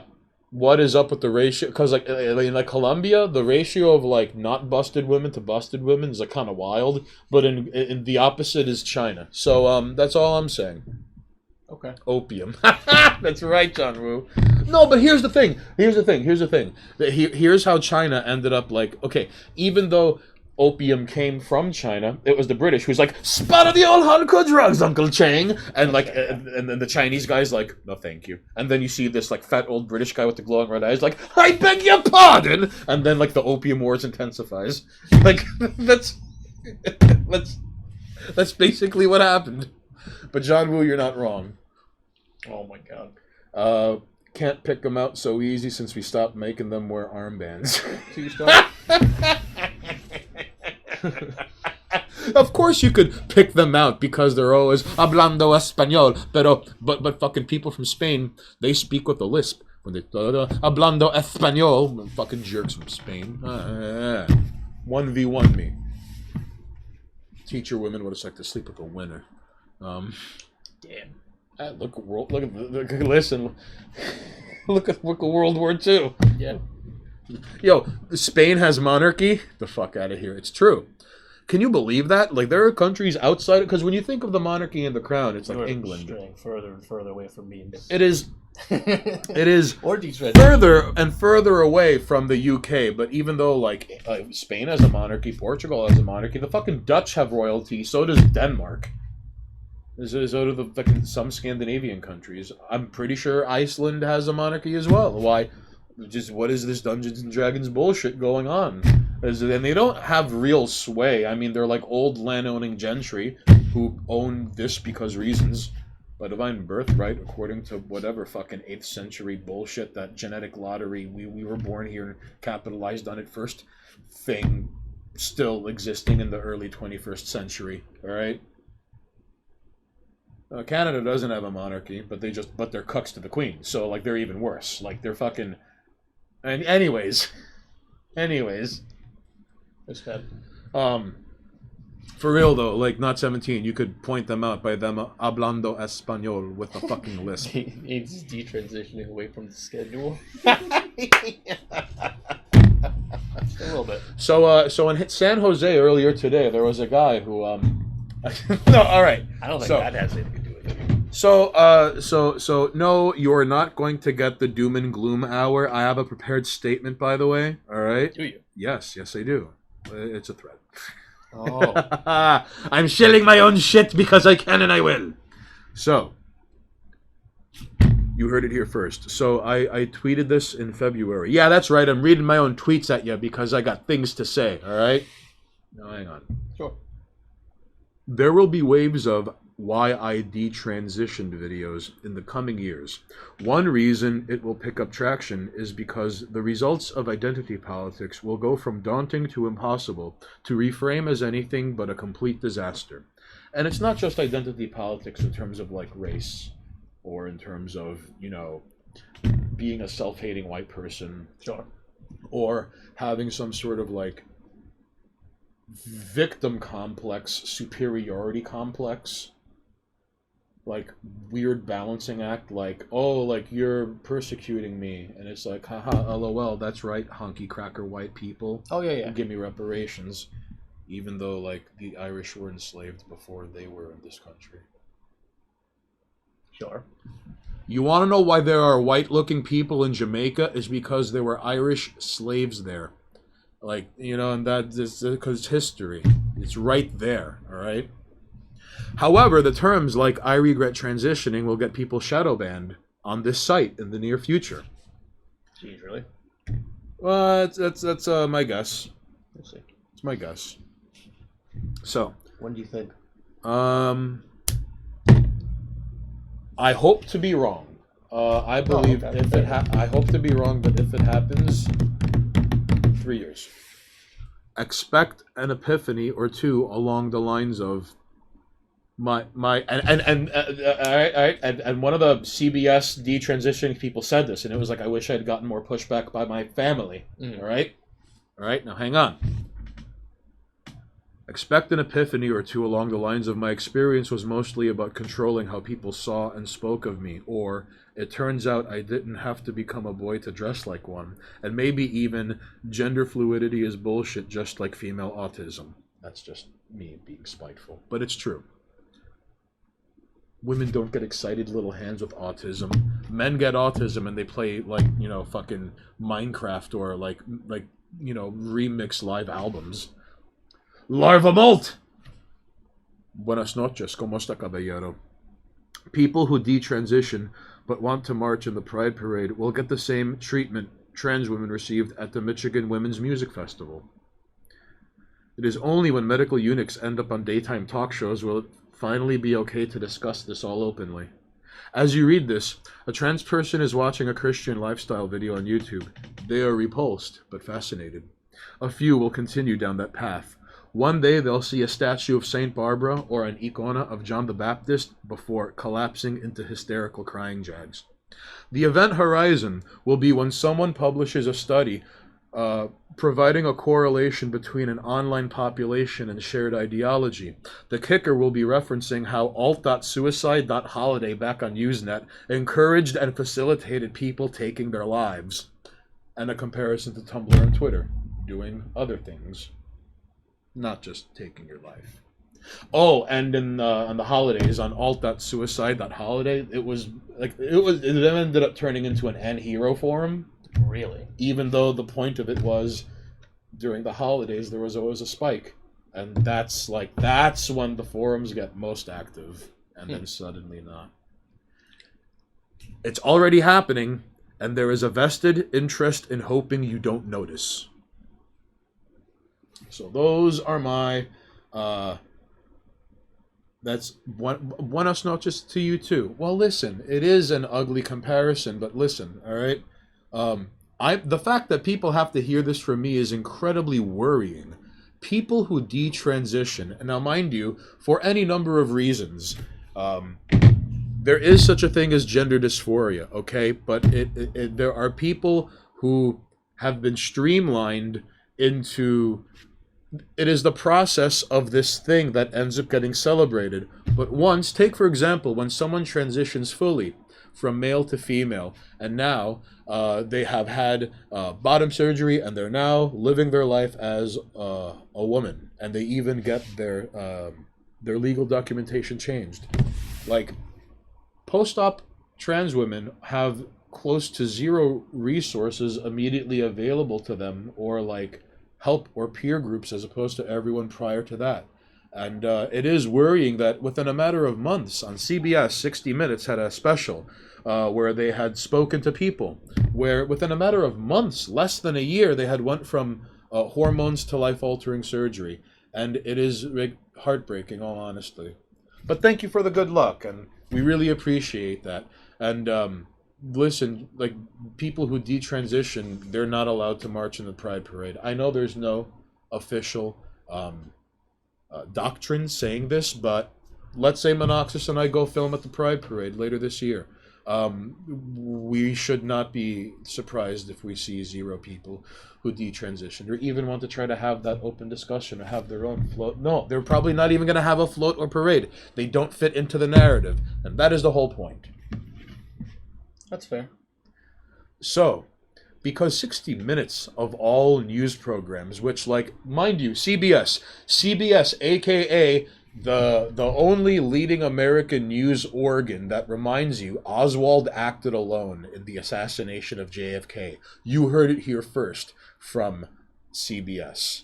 They are the only people going, hey, look at people who detransition. But, it's neither here nor there. It's just amazing that we actually got to the point where this shit's happening in general. Like, we're doing it so early that people aren't able to make an informed decision about it and have to, like, double back on it. Well, also the fact that within months you can start, like, pushing that process.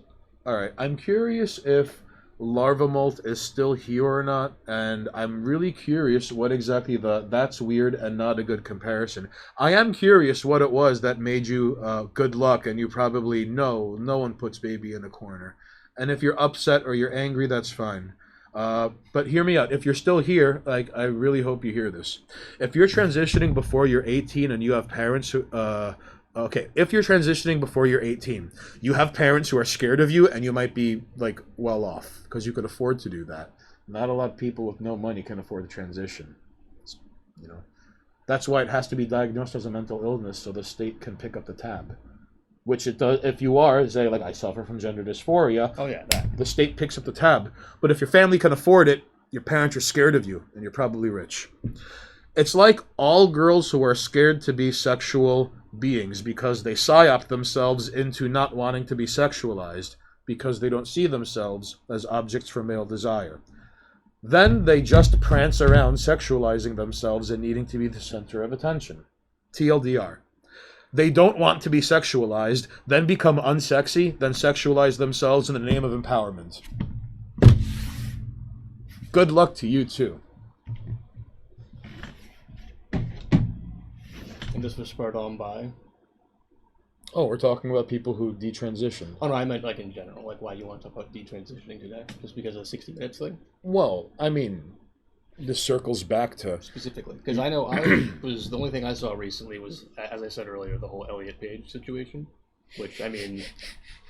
And no, I'm not laughing because you think I'm being a mean jerk bigot. Yeah. It's because it looks like a fucking Roman sculpted pec and abs and then little bird arms and legs and Happy Meal box jawline on someone that is only 5 feet tall and 120 something pounds. So, like, even if you are 6 feet tall and 200 pounds of pure, solid, lean muscle, you don't look like that. That doesn't happen. Oh yeah, no. I mean, I don't know how much hormone therapy was involved there. I mean, I saw people posting, and for the most part saying that he looked kind of sick. Not gonna say what some of those people said.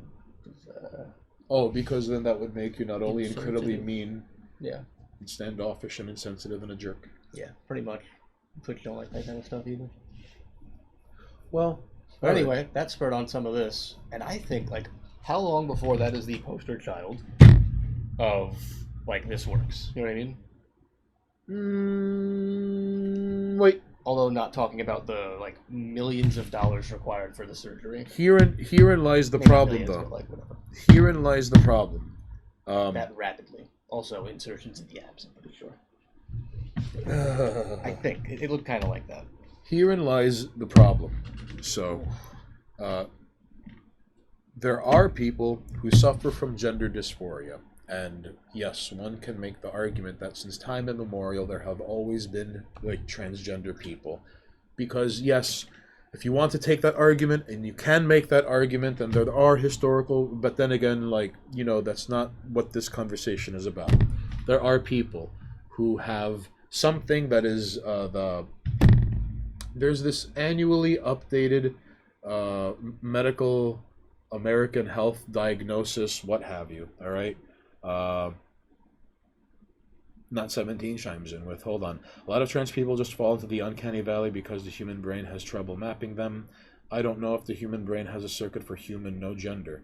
Well, I always wondered if trans people played up secondary sexual characteristics because now they have to, I don't want to say compensate for not being the anatomy holding equivalent, because now they're in this insane territory where it's like some of them even posit and attempt to articulate that identical is the same as equal. which it's not. No, not at all. Which is why a trans person, like it's not just like trans women playing up secondary sexual characteristics. It's also like trans men, because like why do they almost exclusively turn into like goatee tattooed weightlifter guys? Like it's just like how come? Because they have to play up the secondary sexual characteristics of what they perceive to be a man, which is why like part of the uncanny valley is because someone's perception of what they feel a woman is. And that's not the reason, but is a reason. And that's why you get uncanny valley. It's not, again, So what the you're saying reason, is but a reason. they're applying gender norms. We have a bottom, sorry. Oh no. They're applying those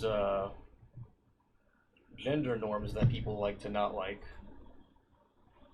but to their new persona. Mhm. Something in that sense. Oh, hold on. You're gonna have to hook me up, Monoxus. I'm sorry. I've been hydrated. I'm thirsty as fuck. So thank you, John Rule. Those are the characteristics you're talking about? Yes. Now, just very quickly, it is sad that one of the reasons why detransitioning has ended up being a part of anything resembling discourse is, I mean, I don't want to make the grand argument that the Overton window is shifting for everything. I never thought, like, CBS News of all people on 60 Minutes with people who had detransitioned, and it's sad to say that all of them regretted it. Now tell me there wasn't one story where it was like, that's fun. Now hang on. A of the H redeemed hydrate. So you're gonna have to wait until Monoxus is back on camera. I'm gonna hydrate a little more though. Hold on. All right. And hydrate. Oh, we gotta hydrate some more. Oh, get there. Calm yourself. A of the H. First you get the water, then you get the life. Oh no. He wants to drown us. That big toilet money. A of the H chimes in with, I wonder if transgender is the end game for the rich and decadent. Maybe they do identity swamps later. Swamps. Like buying and selling illegal identities, then go animal and then cloud. Well, I think there is a certain amount of transhumanism that is evident in some... But listen, there are different like camps and factions of the rich and decadent and the people who are pushing the social engineering from the top down. Like, I kind of like the Metal Gear Solid 3 explanation of, like, the philosophers and, like, the Cold War was just them fighting one another, like, out through the global geopolitical board of chess or the map, whatever. So, the people up top, look at how quickly they throw one another under the bus. Look at what happened with Epstein. Yeah. Look at how quickly they throw, like, their own under the bus. Because, and these are the people who, I would go so far as to say as, like, for starters, they own almost everything, and they have real estate none of us can even begin to conceptualize, and more, and they have, like, rape islands in the South Pacific, like, just, and Epstein was like a middleman. He wasn't the big cheese. No, he was expendable, apparently. It just, and evidently, it just, I mean, yeah, like, Bill Gates and Matt Groening and other people were on the flight logs. Here's the thing, though. Are we going to assume? Right. Are we going to assume every single one of those motherfuckers are like, you know, that? Why were they there multiple times? Well, that's a different story. Were those ones all multiple times? Why? What is even normal about that? Nothing normal. It could be shady business otherwise. But listen, all right? He's a shady character. So, He could be into other things, or he could have been. So A of the H, to some degree, to watch people, I don't want to say suffer. I mean, eventually, I have to say yes. I mean, that's not within the realm of impossibility. These, I mean, you know, the whole eating the bugs, living in the pod, like, of course, there have to be a subset of people that are getting ready to dine on like lobster and filet mignon and getting like fucking like the only way they could fucking maintain an erection is watching a baby getting lowered into a deep fryer or eating steak and lobster knowing like the rest of the unwashed masses are eating bugs. Like that's the only way they could maintain an erection. Like So specific. I just like they have because like eventually you get sick and tired of the chained to the wall cave dwelling slave sex albino children that have never seen sunlight. Oh, come on! I didn't need that image in my head. Like they get tired of that too. They got, you know, why do you think I gotta call Jeff? You know, you gotta hook him up. So people who detrans. So hang on, not 17 chimes in with.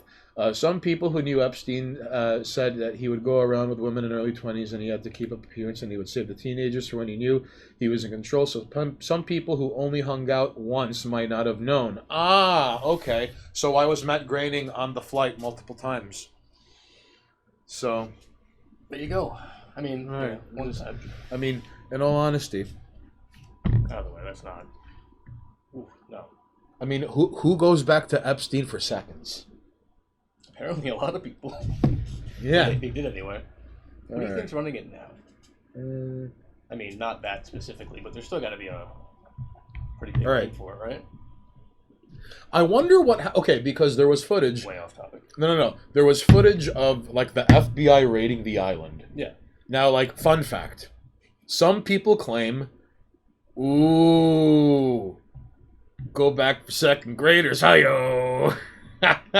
Flank the tank, next island over. Hell yeah! You just, 20 minutes by boat that way.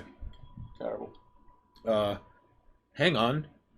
A of the H chimes in with what I think is a realistic development would be pandrogyny, like the art project from Genesis Peorage where multiple bodies are a single person. I can see people trying to establish that to bamboozle the state. Oh no, imagine before you know it you're getting like in Metal Gear Solid, how the cut off hand is attached, and now before you know it, it's no. You see, you're taking the Kojima route, A of the H, in a super mega roundabout way. And even though Metal Gear Solid 7, written by A of the H, ends with like fucking the villain is just the Cloud, all right. But it's an actual cloud of like nanobots, and now they're in the air because you blew up the server. Oh, you let it loose. Haha! There was a cloud after all. It wasn't a metaphor. Like Well, that's then it can turn into a Metal Gear. Metal I Gear. mean, if it's a Metal Gear sequel, right? Dun dun dun dun dun. It's okay. So- Not 17. So two reps go. Can we cross or reference Matt's flight log with when The Simpsons started its decline? You probably could, because I'm pretty. Oh, Didn't they get pictures of the book? We could find that out. We could probably. All right. I swear there were pictures of it. I remember seeing. War shows dates. Yeah. All right. Two reps. That's an excellent point, and chances are you are very correct. Like that doesn't seem surprising. That's more than plausible, actually. I mean, if not, it's just an amazing coincidence. At the very least. Not 17 goes. I'm sorry, Monoxus. I saw. It made me think of the creepy third grader thing. Or second grade, whatever it was. I don't want to think about that kind of shit. Listen, A of the H. Only those images in my Become head. a part of the Metal Gear? Everything is a part of the Metal Gear. Listen, A of the H, to type in chat, plus the action button. It turns out A of the H is the Colonel all along. He's just some meat puppet he has in some, like, mystic dungeon of the occult. Where it's just, like, luau women hanging out and chilling all the time. And it's down the road from some guy who's on the run from the fucking, like, East Tremont in his twerk dome where the Crips and the Bloods battle like in Valhalla eternally. Rise from the dead, smoke blunts and eat dipsy doodles and like, bodega food and then die in fucking drive-bys and like corner beefs, only to be resurrected and do it all again like a hood rat Valhalla. But A of the H's luau chamber, that's where he has kernels that end up becoming decrepit AIs telling you to turn off the game. Red Valhalla. Got done with that one. Think about it. Just like people in Hoopties doing drive-bys forevers on corners that just continue to respawn. Hey, A of the H, tell the dude with the twerk dome down the road I send regards. All right. Like, listen, pork is haram, but if you come by with a bag of Utz dipsy doodles, because remember, if you ain't eating Utz, you eating butts, all right? Come over with some the pork rinds, the Utz pork rinds. Come over with Utz pork rinds, and you will win his favor over forever. He'll like owe you a solid. Like you're gonna be held captive. You got one phone call. You better call the dude in the twerk dome, all right? Because people from the South Bronx don't fuck around. They're a different breed of people. I like how you dragged that to the South Bronx. The dipsy doodles are an extra though. Like dipsy doodles are really good. They're like really. I like dipsy doodles. Not a fan. You don't like dipsy doodles? No. They're like too, I don't know, corn chip like. Okay, that makes sense. Like I don't like Doritos. If you had to pick like fucking deli convenience store bodega like garbage and in the category of garbage, Yeah. there's like potato chips and that. What chip would I pick? What are you going for? Oh, salt and vinegar. Really? Yeah, Nice. salt and vinegar. Nice. I have an affinity for that shit. Ooh, it's so good. Such a good flavor. Mahalo Valhalla, the Indonesian Islamic occupation of Hawaii.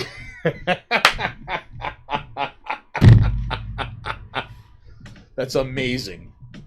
Everyone's gonna have all those neat the hats Suharto had. That would be kind of wild. So now does that mean like the women who are luau dancing, are they like moderately dressed? Because, you know, luau skirts is kind of provocative, you know? Yeah, it depends on who you are. Are you going to give all the dogs their own island? Because dogs are haram. Cats are halal, though. You know, because like... Yeah. Because like in Hawaii, they eat a lot of spam. Spam's pork. I hope you've thought this through, A of the H, because, like, you know, one of the running jokes in Salty Bet used to be like, oh, look at him, projectiles, more spam than all of Hawaii. Ha ha ha ha ha, LUL, space LUL, space LUL, space LUL, space enter. And no, really, like, because, you know, more spam than all of Hawaii. I can't tell you how many fucking upsets I've won betting on fucking Cyclops Children of the Atom against some ridiculous broken Cyber Akuma Shoto clone with 2,000 hit points.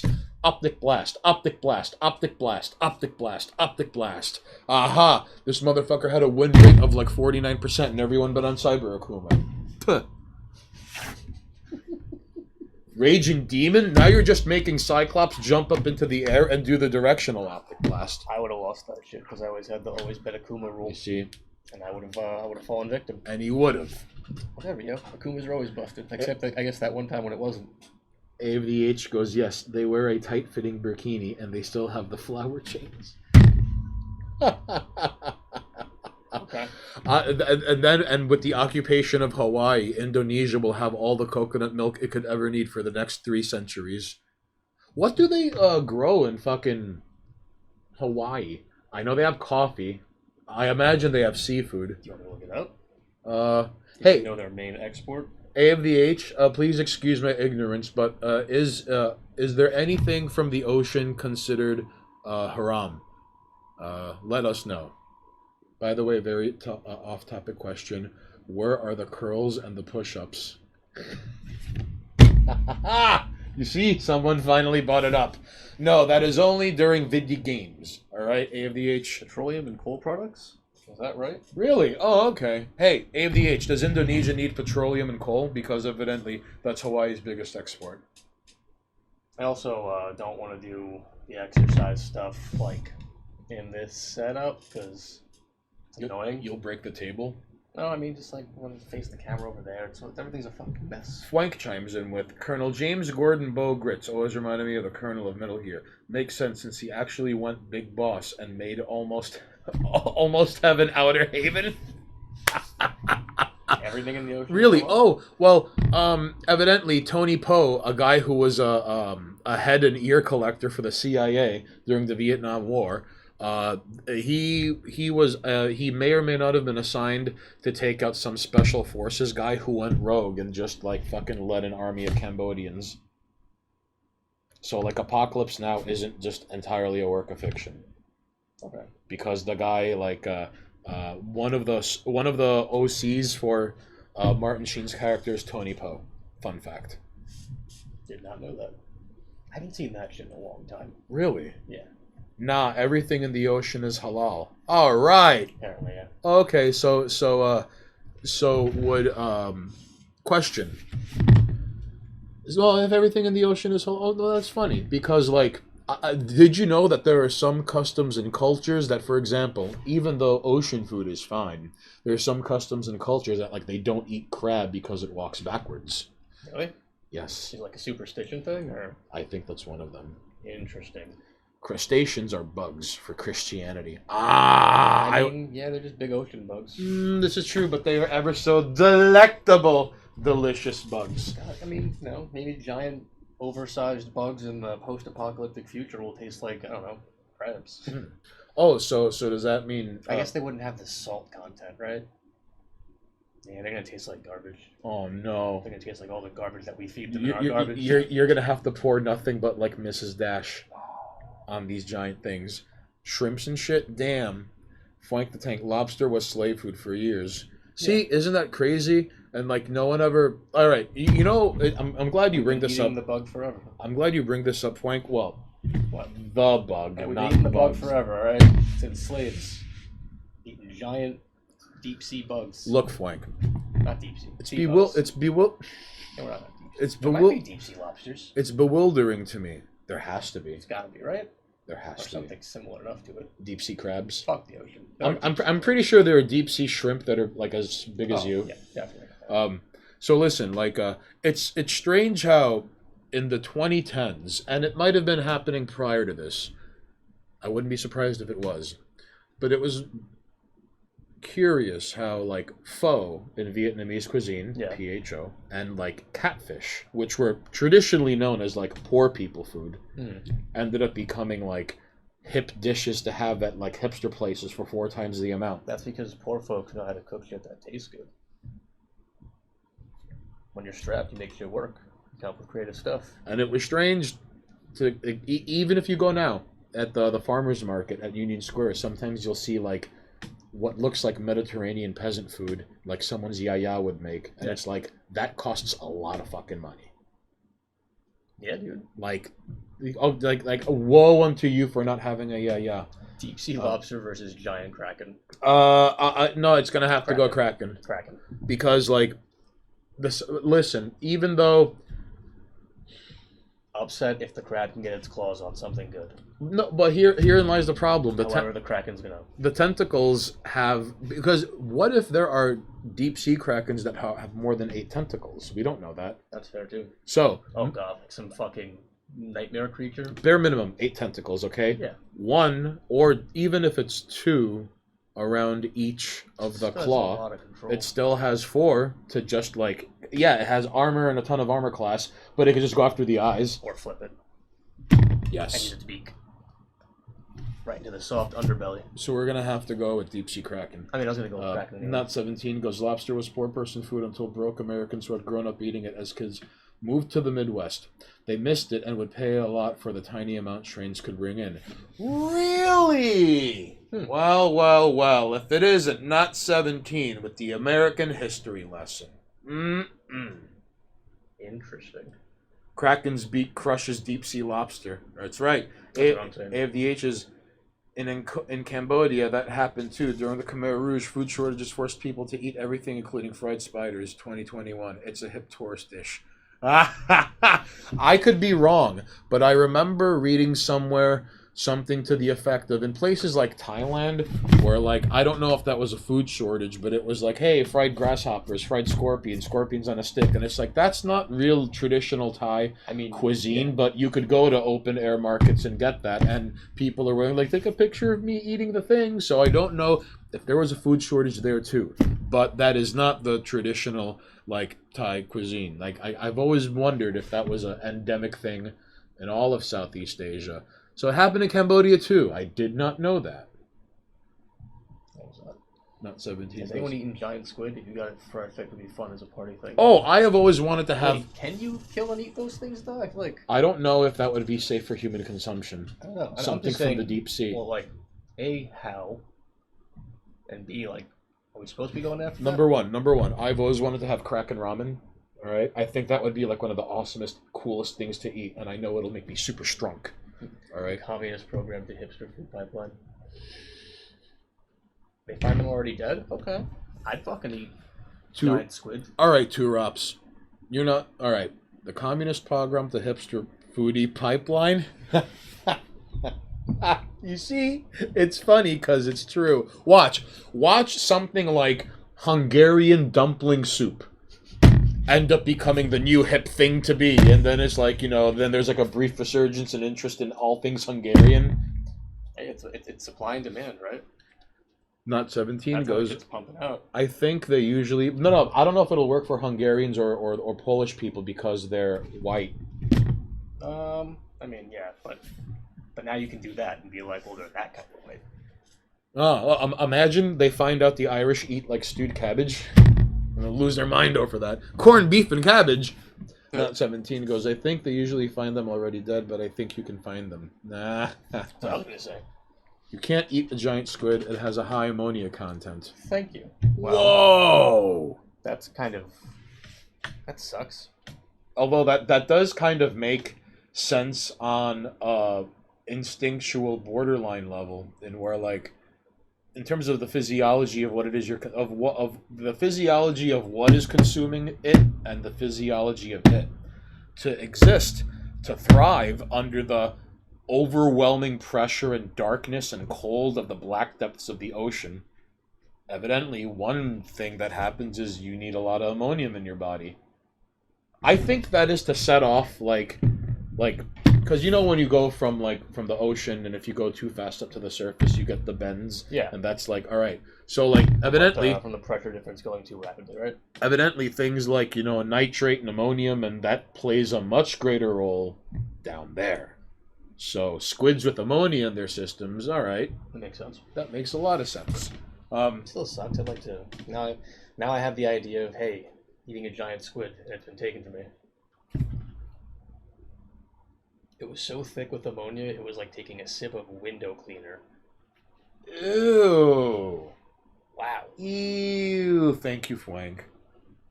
But no. Kind of impressive. Well, we went so far. Kraken's blood would be toxic. Pure poison. Well, okay, what separates a squid from an octopus from a kraken? Well, Kraken is a mythical creature. For starters. I want me some Kraken ramen, though. That is the biggest difference. Like, the biggest thing there is that one of them is a mythical beast. Some industrial farms use ammonia to wash the germs off of ground beef. I'm going to pretend what Probably you're saying is false, Monoxus. And I'm just going to say that the Philippines is the Mexico of Southeast Asia. They're Catholic, got lots of kids. I'll concede that there could be a Kraken-like creature deeper beneath the ocean, because we don't know shit about that. This is true. Or, like, somewhere, like in space. I mean, I'm sure that far... But deep down the ocean? Hell yeah. I'm sure that far to the depths of the ocean, mammals cease to be. And it's just, like, crustaceans and, like, orbital disco-light jellyfish. Yeah. And things like that. I hate that shit. And beautiful. And midget wrestling. Not 17 goes, some squids are so big you could just pretend it's a little one. You see AVH? I ain't wrong, alright? Philippines is the Mexico of Southeast Asia. Although their food is really salty, though. Mexican food isn't salty by default. They also eat things that are like not as that are grosser than Mexican food. Excess salt. Well, I mean, there's like adobo on everything. Oh, you think it's not good or gross, whatever. All right, what do I know? I'm just saying, someone's eating it. Hey, fun fact. This is my food tier list argument. And if someone's eating it, it's gotta taste somewhat like fine. Just because you can doesn't mean you should. If they're going back for it, it tastes nice. Their alcohol is salty though. See, it's in everything. Listen, fun fact. In Starship Troopers by Robert Heinlein, you do not find out until the third to the last paragraph of the book that the main character is Filipino. that had nothing to do with the fucking everything up until he's going back home, and then he's and he's about to go, and he's physically, he can see it, and he's like in his mind's eye, you know, he's reminiscing about like lumpias and drinking San Miguel's in the back porch with his dad, and it's like that's the only time it ever gets referenced that this guy's fucking Filipino. That's it. Fun fact. Did not know that. Uh-oh. Hydrate. You gotta hook me up. I'm sorry. Toto sponsorship coming up. I think I Maybe. drank all the water. Oh no! Listen, A of the H. I'm very sorry, but Monoxus drank all of the water. I'm drinking all the water. And then No more water. And then all of the water on Earth, Monoxus drank it up. And then right now there's a wizard fighting someone, and he accidentally shoots a potion. It goes, "Red Wizard shot the potion." All right, and then like he can't shoot food anymore. You want to know why? Because Monoxus drank all the water. There is no food. It's over. The end. All right. But don't worry, we're gonna try to get things moving so I can hydrate properly. Because if I don't, and then we log off, that is an unquoted hydrate that you can and eventually will use against me in a court of law, and that ain't cool. You heard it here first. That's right, Flank. John Woo redeemed hydrate. Alright. I wonder if Kool-Aid is going to come back, and if he wants to know the results of that rock, paper, scissors game we had earlier. Yo, Monoxus is thirsty for all the fucking thirst traps he uses as condoms to fuck other thirst traps. Yeah, for real. Listen. LiveTech. All the thirst traps from sea to shining sea. Like, listen. Like cancer, he doesn't discriminate. But, like, he eats more pussy than cervical cancer. I'm starving. Am I getting Chinese food or pizza? Well, that depends, John Woo. Chinese, G. Listen, I was about to ask, like, what is on the menu for, like, okay, John Woo, what do you like to order when you order Chinese food? Because everyone has their own different thing. Some people like to order boneless spare ribs. You could get, listen, in the future, there will be General Tso's 2, which is General Tso's chicken, but with extra sugar.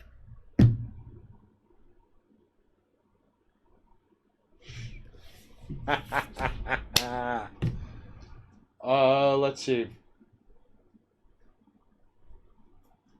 Shrimp with lobster sauce could be pretty tasty in a lo mein. I wouldn't recommend having it with the rice. Although there are other different kinds of rice you could be getting. You could get like beef fried rice and shrimp fried rice and chicken fried rice. It is kind of wild though. Sesame chicken's pretty good. The Singapore chow mein I don't mind, even though sometimes it's a little too crispy and crunchy in the noodle department. It's up to you, John Woo. Let me know what it is you're getting. So check this out, alright? I really don't care for the egg rolls. However, wontons I can and will fuck with, because you could fuck with them in soup and you could even have them fried. It is pretty wild. How do you get to wontons? John Woo is questioning whether he should be ordering pizza or Chinese, and now it turned into a Chinese food chat. And then John Woo redeemed hydrate, so we got to hydrate again. All right, now hang on. All you get is a General Tso with pork fried rice. Come on, you guys got some variety. But he admitted himself that like his decision is usually basic bitchish. Where is it? Boring as fuck. All right, I didn't mean to put words in your mouth, John Woo. I just meant to put wontons in your mouth. Although dumplings. Yo, John Woo, is this Chinese spot near where you live? Is it like a hood Chinese spot where they got like fried plantains and fried bananas? Yo, can you get like can you get like a quarter of a fried chicken? Just like a half of the fried, just a whole fucking fried chicken, and you get half of it with the fried rice or half fried rice. Or half fried chicken with rice. And if not rice with the fucking French fries, let us know. French fries. I used to just do wings and fries all the damn time. It's a Japanese spot that serves sushi, but also Chinese food. Oh, so you can't get hood Chinese food like fried plantains No, sometimes they have that too. Really? Yeah, depends on the spot. And I mean, some- not about by him. And but sometimes they got like fried bananas. Sometimes they'll have like beef teriyaki and shit like that. Sometimes they just have the full menu of like both things. I wish it wasn't a hipster shit. I like that description. They probably make decent sushi though. A hipster shit? All right. No, Wow, bro, yeah, nothing no. like that. No French fries, no extra shit. Damn, homie. So, anything you want to mention in terms of detransitioning, so we could get to memes? Yeah, we got a little off topic. I mean, that was just. I mean, it's not anyone's fault except. No, it's fine. You had a thing to say, and someone came in here and tried to be like, no. Well, they got quite. I mean, I'm still curious what it was I said that made them cry and shit their pants. I don't know. I'm just. That's fine. But anyway, you said memes. You So- want to talk about Wojak though, no? Oh Like, yes. How Wojak's done more. Okay, so ladies and jerks, you've heard it here first. Which yeah. Wojak has done more than. Oh wait, no, yeah, we. Wojak has done more than Okay. the past 10 years of literature. All right, Yeah. past 10 years of contemporary literature pale in comparison to what Wojak has done for culture, for memes, for the internet, for the human experience. That's it's done more than anything else. There's a Wojak for everything. Well, For everything. You may have just not found the right one yet, but it's out there. and here's and like any Not like Pepe's. and like time immemorial.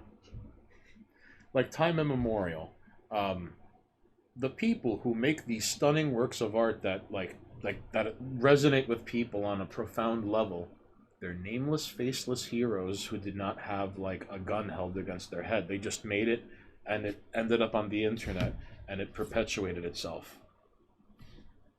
And there are some like because you see, it can convey so much more than one thing sometimes, whether it's the nature of the thread itself. So, like, I'll give you an example, okay? Sure. You got a So- specific one in mind? Yes. Okay. So, Donald Trump wins the 2016 presidential election, and this is on, like, 8chan, on a particular Mongolian basket weaving form. Sure. All right. And it's a celebration thread, you know. And you know, like a thread is locked, the second thread, third thread. Yeah, I know. Donald Trump dancing gif with music behind him. I get it. I was there. Not on that Right. board, but I was there. So, someone posted and got quads.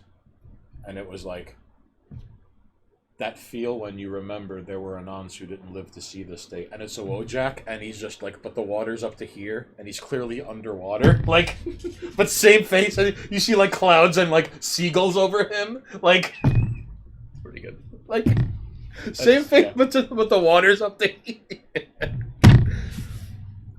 That feel when you remember there were Anons who didn't live to see this day. And then it turned into like a sad thread. How Like- long do you think? So, like, you know how, well, like any of these things, they end up evolving into like another format. Mm-hmm. So I'm sure you've seen the vast different versions of Wojak now evolving into like comics and things. How long do you think before it goes the way of like those stupid troll face memes, or do you think Wojak's actually just gonna No, I live on think forever? I think Because I'm worried about it. I see some that are solid. no. I mean, it was funny where there was a point in the 2010s where you saw like 10, 11-year-old boys wearing "You Mad Bro" shirts, Oh my god! like Imagine that. and troll face shirts. Although I think Wojak, there's too much weight and emphasis behind it, where like you have to be an adult to understand. Okay. You have to have been crushed by life to look at Wojak and be like, I know, man. Hey, sometimes Like- sometimes it's all right. Wojak's got his days. Smiling Wojaks. You don't know how good it could be. This is true. Or like one of my favorite Wojaks is the one where you instead of white, it's like this beautiful like sunrise, but it still has like the eyes and the nose and the mouth and everything. You have no idea how good things can be. There's some solid ones out there. So, Did you drink yesterday? You seem a little bit. Oh, you seem a little Jeb Bush. Yeah, a little bit. You seem a little Jeb Bush. Please clap. Where we're going, we don't need guac bowls. Like I said, don't worry, I'll clap.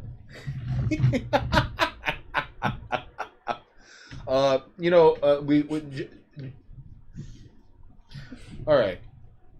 So Wojak, I would argue, avoids the inevitable esoteric meme to ending up on a shirt pipeline. Like, You can hope.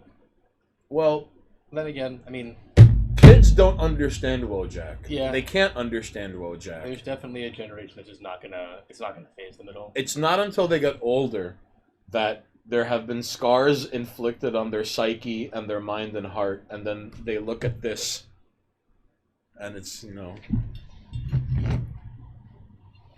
So, we had discussed this at an earlier point in time with a video up on the YouTube channel, and where like words like troll and meme have been watered down deliberately. But to a certain degree, not to say that memes are the only remaining art form left, but like fine art for the most part is like a money laundering like scheme, and art through educational institutions mostly produces bullshit, at least these days.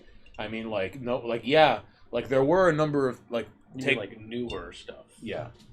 I mean, well, hell, even Mike Kelly and Jim Shaw graduated from fucking somewhere, I don't know, but like their shit is awesome.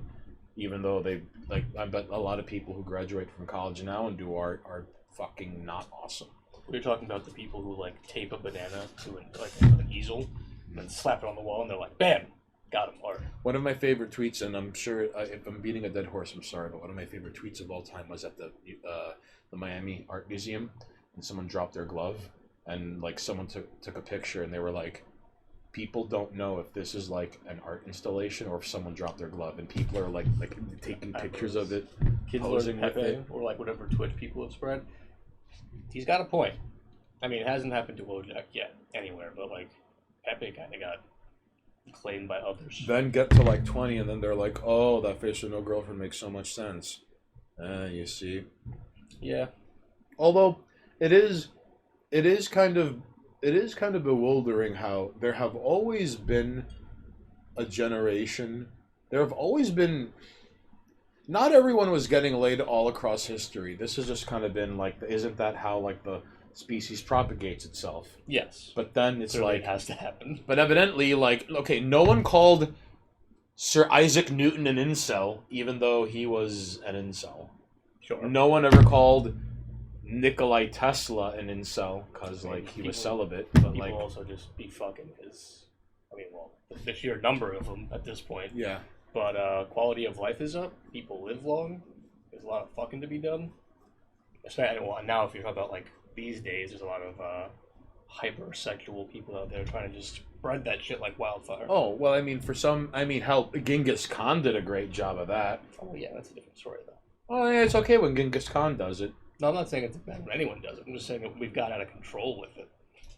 There's too many people. You know something that I've always wondered? Like, if you want to prove... Oh, hang on. I'm looking forward to the first senior memes made by seniors for the seniors and other types of living dead. You mean they will be like the first true, like they are what like evolved boomer memes, because like boomers are unaware but on the internet, so the first self-aware generation on the internet, like making actual memes, not these senior memes. not the current senior memes. Like you're just gonna see like ancient Wojak, and he was like, remember 9/11? Like. Oh my god. That would be amazing, though. An entire generation that was exposed to it, just making them. Why do you need quarters? Imagine it's like, why do you need quarters? Are there arcade games nearby? Like Quarters. You think change is gonna exist? Wow, change won't exist down the road. Like quarters? Who's gonna have tokens? Who pays in cash? I mean, it's gonna be completely digital. very soon, in fact.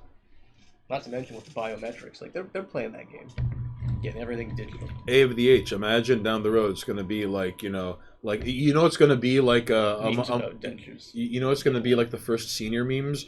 They're going to be like, hey, remember movie theaters? Like that's it's going to be commentary like that. We're going to play with cc's of spinal. We're going to pay with cc's of spinal fluid. All right. Well, technically, if these are the same generation and they're like meme shit posting elderly, there's also this hyper-sexualized group of elderly folks at the same place. Oh God! There have been reports where like there have been like spikes and rises of STDs in like elderly senior citizen homes because like ain't no one around to stop them. They said. And they don't. Evidently, protection is not immediately available in like senior homes. Teeth loss will definitely be a topic. Oh, yeah. lordy!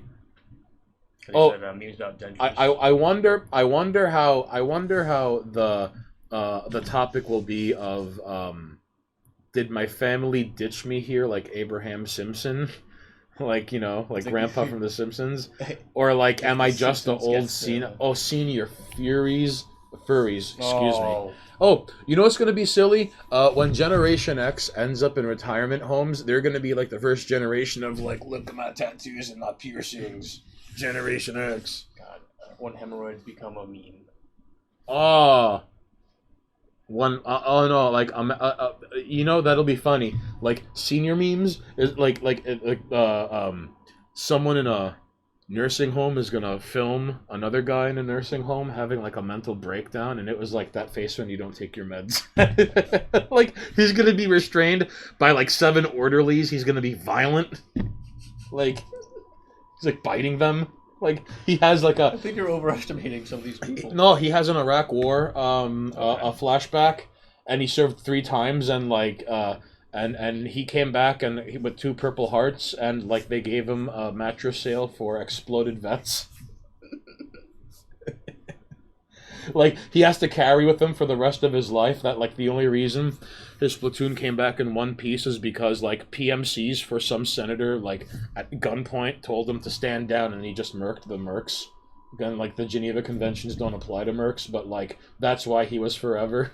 This man's getting quite the backstory. Oh my, yeah, see, like senior TikTok. Oh no, we're not focused. Oh no, well I think it's because there's a lot of movement. Come on, Cameron. Come on. Let's try. I feel like we already have seniors doing TikToks. There's gotta be. It is. I'm not trying to be. Oh, wasn't there that fucking like? I don't know if she counts as a senior, but that old lady who was pushing like stupid vegan messaging into other people's TikToks. Oh yeah. Remember that shit? That was happening. So there are. I mean, like I guess I'm sure she counts as a senior. I don't know her fucking age. But TikToking to just be like a hyper-aggressive vegan. What's going to be worrying about memes down the road is that you see the first generation that grew up with image boards were the first generation that like that's where memes sort of became like a thing. Yeah. Because like there was a point in time where 90% of anything that was funny on the internet started on B. There was a point in time when, like, because like back when it was the final boss of the internet, everything that was 90% of everything that was funny. B was good. B was never good. Yeah. Older celebrities probably already count as senior TikToks. Actually, that's a fair point too. Like, come on. So there's going to be a point where I guess right now they're just using it abusively, though. There's going to come a point where, senior memes will start to gain traction once there are, like, millennials who made fun of Generation X with their tattoos and piercings in nursing homes. And imagine, like, all those tattoos and piercings when you're, like, 70. Yeah. Imagine. Point is, millennials are going to end up starting to get like old and decrepit, and then they're going to look at like today's memes and it'll be like, well, back in my day, memes were like life gives you problems, blast it with piss. Like, Yeah. inside of you there are two wolves. Like, One of them is gay. The other one is gay. you have depression.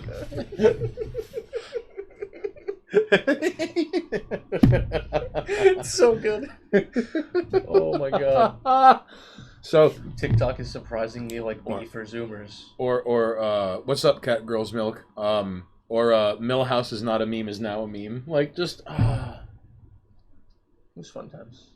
well, you know, it is. You still see some good things. Although, to be fair, I can't stand to scroll through that shit for longer than like a page and be like, I give up. I'm done. It is a little bewildering to see Zoomers have such strong, nuanced position on things I think they're too young to understand. And, like, you know what's funny? 18-year-old communists on Twitter seem to have everything figured out, and I bet you they get on TikTok, and they're like, doing the stupid dance, communism is good, da-da. And they have, like, 400,000, like, followers on TikTok. People are gonna regret those decisions. That's it. That's it. That's fucking garbage. They're really gonna regret those It decisions. is beyond my understanding and comprehension. That's it. You see what's like? Read the clip show. Not 17 goes, I'm now getting in a Twitter spat over whether or not the pedophilia advocate for cult's perspective is relevant to the Pride Kink argument. I fucking hate Twitter. Please ignore. Oh, so if anyone isn't aware of Twitter, Twitter is a place where people have fun. All right? We have fun on Twitter. Is that what it's for? Yeah. I just like repost shit and sometimes pop in and say something. If you're not having fun on Twitter, you're doing it wrong. However, it should be noted, not 17. You should, you know, every single... Okay, you see that argument and that discussion you're about to engage in? Every time you engage in those, do you ever feel good about yourself afterwards? Because for the most part, I don't. So I'm just trying to cut you off at the pass here, buddy. All right?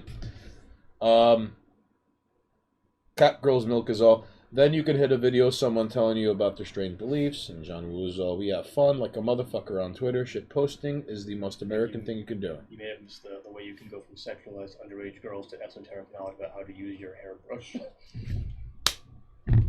Alright, not 17. If I get a dunk in, maybe. Usually not. Alright, so that all depends on what your dunk ratio is looking like, and is it within your wheelhouse to start discussing faux cult?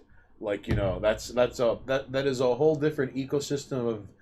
And then the worst part is, like, even if you do get a dunk, what if it's like some pro-faux cult Twitter account with like 25,000 followers quote tweets you, and then you got to turn off notifications because like someone like cried their eyes out and went to a group chat and went like, help me, and then like you know I'll handle this. Some fucking idiot like with 25,000 followers. Yeah, see, that's why I don't get involved in this nonsense. And I don't get to deal with that. Listen, not 17. That'll happen, all right? That's so unnecessary. I'll fight every single...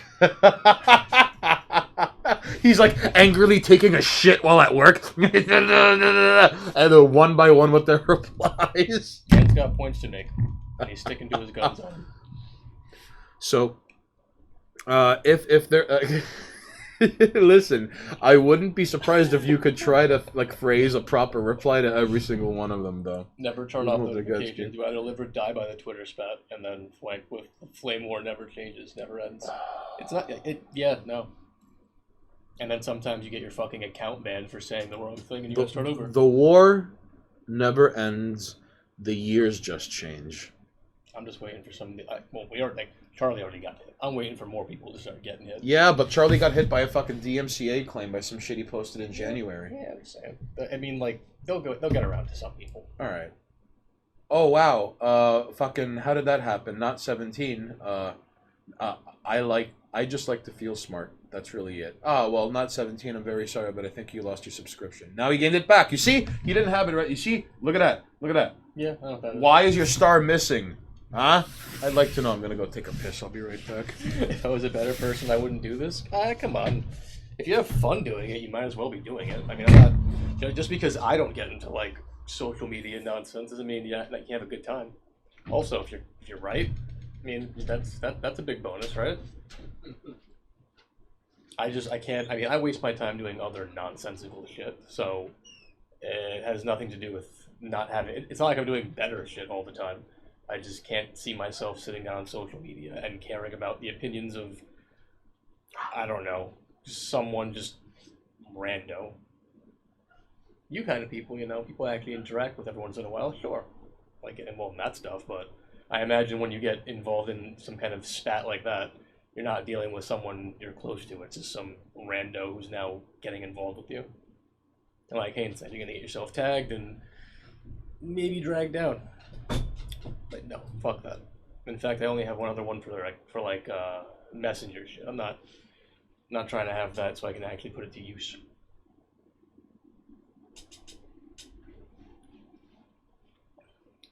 I don't know how Haynes does that stuff, but at the very least, it brings in people to look at stuff and keeps people talking, which ultimately, I guess, is the point of Twitter. Keep everyone going, keep information exchanges. I still think one of the best ways to take advantage of it is to jump into hashtags and at people, although I've had a very low success rate, so God knows. But you can always make a train out of that. Anyway, I forget how we get to Twitter. I was more interested in trying to figure out if I could find actual Wojak stuff to put in the back, but either way. What time is it? James, what time is it? 9? I don't know. It's 9:35. Yes. Alright, ladies and jerks. I think we covered everything. Did we? If you feel confident about memes, which I think senior memes is a pretty fun way to end on that. Considering we're talking about if Wojak will transcend and somehow ended up being like, there'll be senior Wojaks. Oh no, but like It'll pass on. I think We will make you a Wojak statue one day. No, I'm pretty sure we could get someone to 3D print one, but I don't need that. It's unnecessary. I think He is my current favorite meme, though. Not that I can think of anything else that's really. I think we're gonna hit a point where you're gonna start seeing senior memes, but like there's gonna be a divide between like seniors who have kids give a shit about them and seniors who like either don't have kids or their kids don't give a shit about them, and you're gonna see like that feel when it's hold on. Oh, I might have to crunch in here. That feel when your grandkids show up and then people are gonna be like, "Fuck you, don't post that, eat shit, die." AVH said Haynes gets a Kojak bubblehead, or actually means like the bobblehead kind of thing. Nice. When I get my Wojak bust. Cat Girls Milk says, I missed the Canada conversation. Did you set a date for the Day of the Rake? And Flank says, Day of the Rake when? No, we did not set a day for Day of the Rake. I don't think we are. I don't think we're the authority on that. No. Although I'm not a proponent I am a proponent of it. Excuse me. I would like for America to annex British Columbia, so it's America Columbia. So for strategic purposes, we have the entire West Coast, and then we could start to swallow up Canada for their own good because they're going down, and I don't understand what is up with like Western nations where there are people at the very top and they're like, oh, we got to make sure this country fucking crumbles. you know? Hold on. John Woo says there are already senior memes, Facebook mom and dad memes. Ooh, okay. I feel like it's not the same generation though. No, because those are old people that are like, text on a picture, blah, blah, blah. Yeah, like, we're not talking about I don't even want to say just the current. There's a age range there, but the folks who started this shit back on message boards back in the day, they're the ones we're talking about. They're senior memes. Cat Girls Milk says Yukon is pretty unpopulated, easy taking. All right. Well, Cat Girl's question: are you broadcasting from Canada?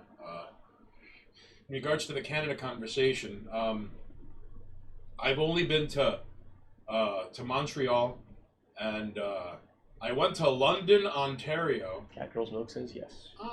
Well, you know what? This is gonna sound like super ultra American, ignorant, Slavish, but the first time I went to Canada, it was at London, in the Toronto area, and I thought it was the funniest thing in the world that the $1 and $2 coins are loonies and toonies, but the fact that the $1 coin is called a loonie, and I laughed 3 days straight. I have no qualms in admitting that. Because it was called a loonie? Yes! So, let it be known that a zombie, a guy, Come on, you. a guy I'm really glad to know from encyclopedia.zone. He is the 6 million loony man, let it be known. If anyone's going to fight on behalf of Canada, it's going to be him. Catgirl Milk says we have silly money. Hey, can you spare a loony? Says Flink. Oh, also, I have Terrible. a question. Quick question, Catgirl's Milk. Why is in Canada, if you call someone a goof, them be fighting words? Like, evidently, if you could, Goof? like, a goof. In fact, that is, you are not to call a Canadian that. Catgirl's Milk says the $100 bills actually smell like maple. That's not a meme. Really? Apparently. That is amazing. That's kind of cool, though. Although, very odd, but... Oh, and we were talking about, then you wonder how, maple, jokes get made. We were... Right? Like, that kind of thing. We were talking about the cost of things in the grocery stores and how that it is much more expensive than... Goof is the equivalent to cunt in America. Ooh. Yeah. Really? Yeah. Although it's funny, people from England and Australia throw around cunt all the time, and then when they come to this country, they're like, oh, some people don't take very kindly to that word. I mean, I don't know what my source is, how, because I'm sure it's different in other places, but I've seen people online talking about how it depends. Yeah. Because, if you're an outsider coming around calling people cunt, they still don't take kindly to it. But, again, I think that's more of a different area. Catgirl's Milk. I was offended by how clean Montreal was as a giant metropolis sort of city. Also, I was mildly taken aback by not speaking French, and people made it like, oh boy. I'm gonna rehash the fucking story again. Up yours. I go order coffee. Him says there's a clip where Jim Jeffries said cunt in an American accent, and he shivered at how creepy it sounded. Mm. And Flink says spaz is supposedly made offensive in the UK. Really? Spaz. I did not know. Also, when saying that Montreal That's is funny. a crazy clean city, you do come from New York. Okay, where we got rid of garbage cans because fuck them, we don't need them. That is funny. Like in the UK, you call someone a spaz, and evidently someone will pull a knife on you. So French Canadians are very contentious folk, says Catgirl's Milk. So just very quickly, I go to a cafe and I get coffee, and it's all bonsoir, comment allez-vous, blah blah blah blah blah, and hi, I'd like a large coffee with half and half, no sugar. She rolled her eyes at me. I hadn't seen that eye rolling since my last fucking exorcism. It was remarkable. So then, spaz is people with palsy in other countries. And then she goes, to stay or to go, sir, as if I'm fucking deaf or mute or something. And it was kind of ridiculous. And if memory serves me correctly, Church Street in Montreal has the highest population of Latinos. And it was silly because I went to a Peruvian joint, and you hear the ringing of the bell, and this guy's talking fucking French. Buenas tardes, yo quiero un mesa porque yo quiero. And then suddenly it's like, and you could see the tension and gone from his shoulders because he's now no longer speaking the Han Wee Wee language of Montreal. Cool-Eater came back. Hey, what's good, Cool-Eater? Should we update him on the score? Yes. Monoxis won in a best 2 out of 3 rock, paper, scissors bout that you were not here for, even though you're not distinguishing best out of 1 to best out of 3. Come on, Cool-Eater, come on, man.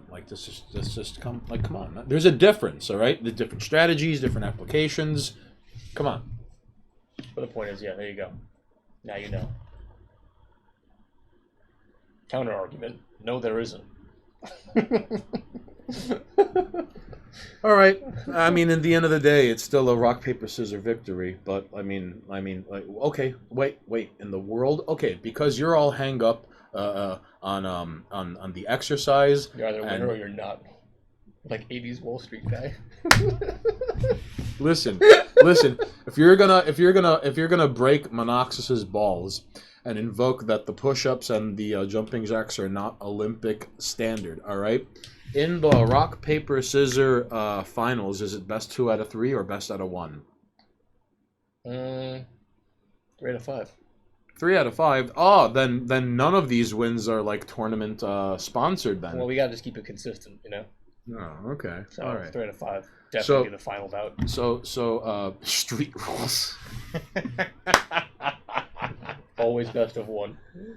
All right. That's Well, then best of 1s are the only ones that count because we do it 2 out of 3s too. But see, there's no way to work around it. We just got to count them all as 1. Do you see what you've done now, Kool-Aider? Well, look who has egg on their face now.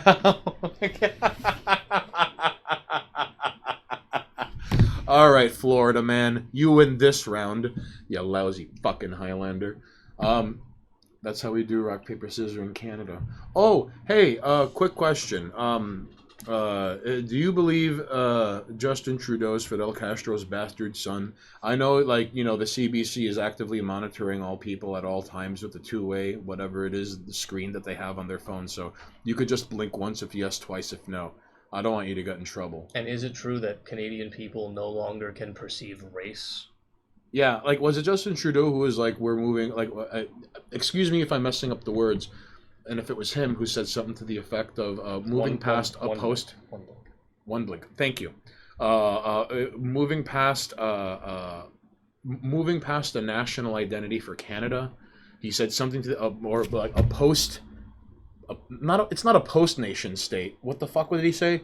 A post racial state. You don't live in the city. Okay, good on you. So do you live in a Kids in the Hall Hoser sketch? Like, I'm curious. Not 17 goes, of course not. Just look at Justin. He's obviously black. He's so brave playing the reverse soul man, and he was only brave enough to be himself 3 times in life. I mean, if they don't see race, he technically didn't change anything. Oh, well, he's just playing whiteface. Maybe. I mean, no, there's no whiteface either. We're past that. That's right, because it's a post. I forget if it was yeah, pretty much that part of Canada I'm in is about 20 years behind. All right. Oh, so you're kind of like in the equivalent of how like parts of Utah or Wyoming are like 20, 25 years in the past. Well, not Wyoming. Wyoming doesn't exist. Wyoming is Latin for no state here. Have you ever met anyone from Wyoming? I haven't either. But it's sort of like how parts of to Wyoming. It's sort of like how parts of What? Utah are considered to be 20. There are a couple of pockets of the U.S. that are still 20 years in the past, kind of, sort of. I imagine parts of Missouri are. I imagine a lot of places are still probably further back than 20 years. Outside of the cities, sure. Yeah. I mean, 100%. hell, just look at the rest of New York State, and yeah, there's New York City, but even in you go beyond that, there's like Albany and Buffalo and Ithaca, and they're not like, even then they're not that impressive. Garfield as a child, Wyoming doesn't exist. Is that where that comes from? I learned from Garfield as a child Wyoming doesn't exist, and I've never seen any. You see, that's right. What about the fact that it exists on a map? We already tried this. You don't want to. No. Speaking of cat girls milk, now we've got cats. That's gonna float the camera up. That's fine. Or not. Not 17 goes, I'm in the 90s at latest, maybe 2003. Over in Idaho. Really? Like not 17. How far? Well, are there like kids still wearing Jinko jeans and shit? Is the ecstasy and rave era like already a few years behind, and now they're like emo and scene kids? What the fuck is going on? Are you really 20 years behind? I need to know. That would be amazing if the trend still carried over. 20 years behind. No shot. Wait until you get to this jerk off named Skrillex. He's amazing. What do you mean? I run to his music. It's loud and noisy, and it makes for good running. All right. Well, what works for you might kill me in 2 weeks, and vice versa. Yeah, dude. Talk to someone from they'll tell you the weather is so fucked up that nobody wants to live here. I don't believe that. I'm sure it's fucked up, but I guess I'm also jaded from just not liking cold weather, but that's not a good choice in my life, if I'm not mistaken. See, look, and if I stop, You talk to someone from my there are a few places here that still only take checks and cash. I mean, cash isn't odd, but I guess the fact there's no digital. Okay. First to Last was hype on that first album. You know, unemployment cat, you win this round. I remember like thing from them. We had a video rental place until like 2 years ago. Really? Huh. Wow, that's a hell of a holdout. I mean, technically we still have something like that, but it's for adult stuff. Yeah. So that's kind of all that's left of that, I think. I mean, it is. I find it fascinating that there's still one blockbuster left in Merca. I'm still searching for an explanation for why dubstep just disappeared one day, and the artist either quit or rebranded as trap. You see, The best guess I have is that, like, because of the way these things cycle in and out of popularity, that was just the plan. Like, I will make this popular. Okay, make this popular. Just, trap was on the rise, so it's like, hey, go make that. Or it makes more money. Might make more money. that's Because true. you see trap artists doing, like, big venue shows and touring and shit, and dubstep got there, but I feel like there's way more trap artists that can make it big than dubstep artists. You know what I mean? This is true. Oh, Probably get paid cynical but true. The money. Yeah, you probably make more money in a, trap group. Is that the case too, Rops? Like, is money an argument here? I don't. Dubstep was a collective psychosis of 2010 to 2013. Yeah, and there's still remnants of it. God, now I'm thinking of that stupid Deadpool movie where he referenced dubstep in the film. Oh, really? Yeah. Although that does make it a little bit of a dated and a quaint relic of sorts, Well, I mean, yeah, still, I don't like it. Well, Synthwave goes back to '08 and it's still going.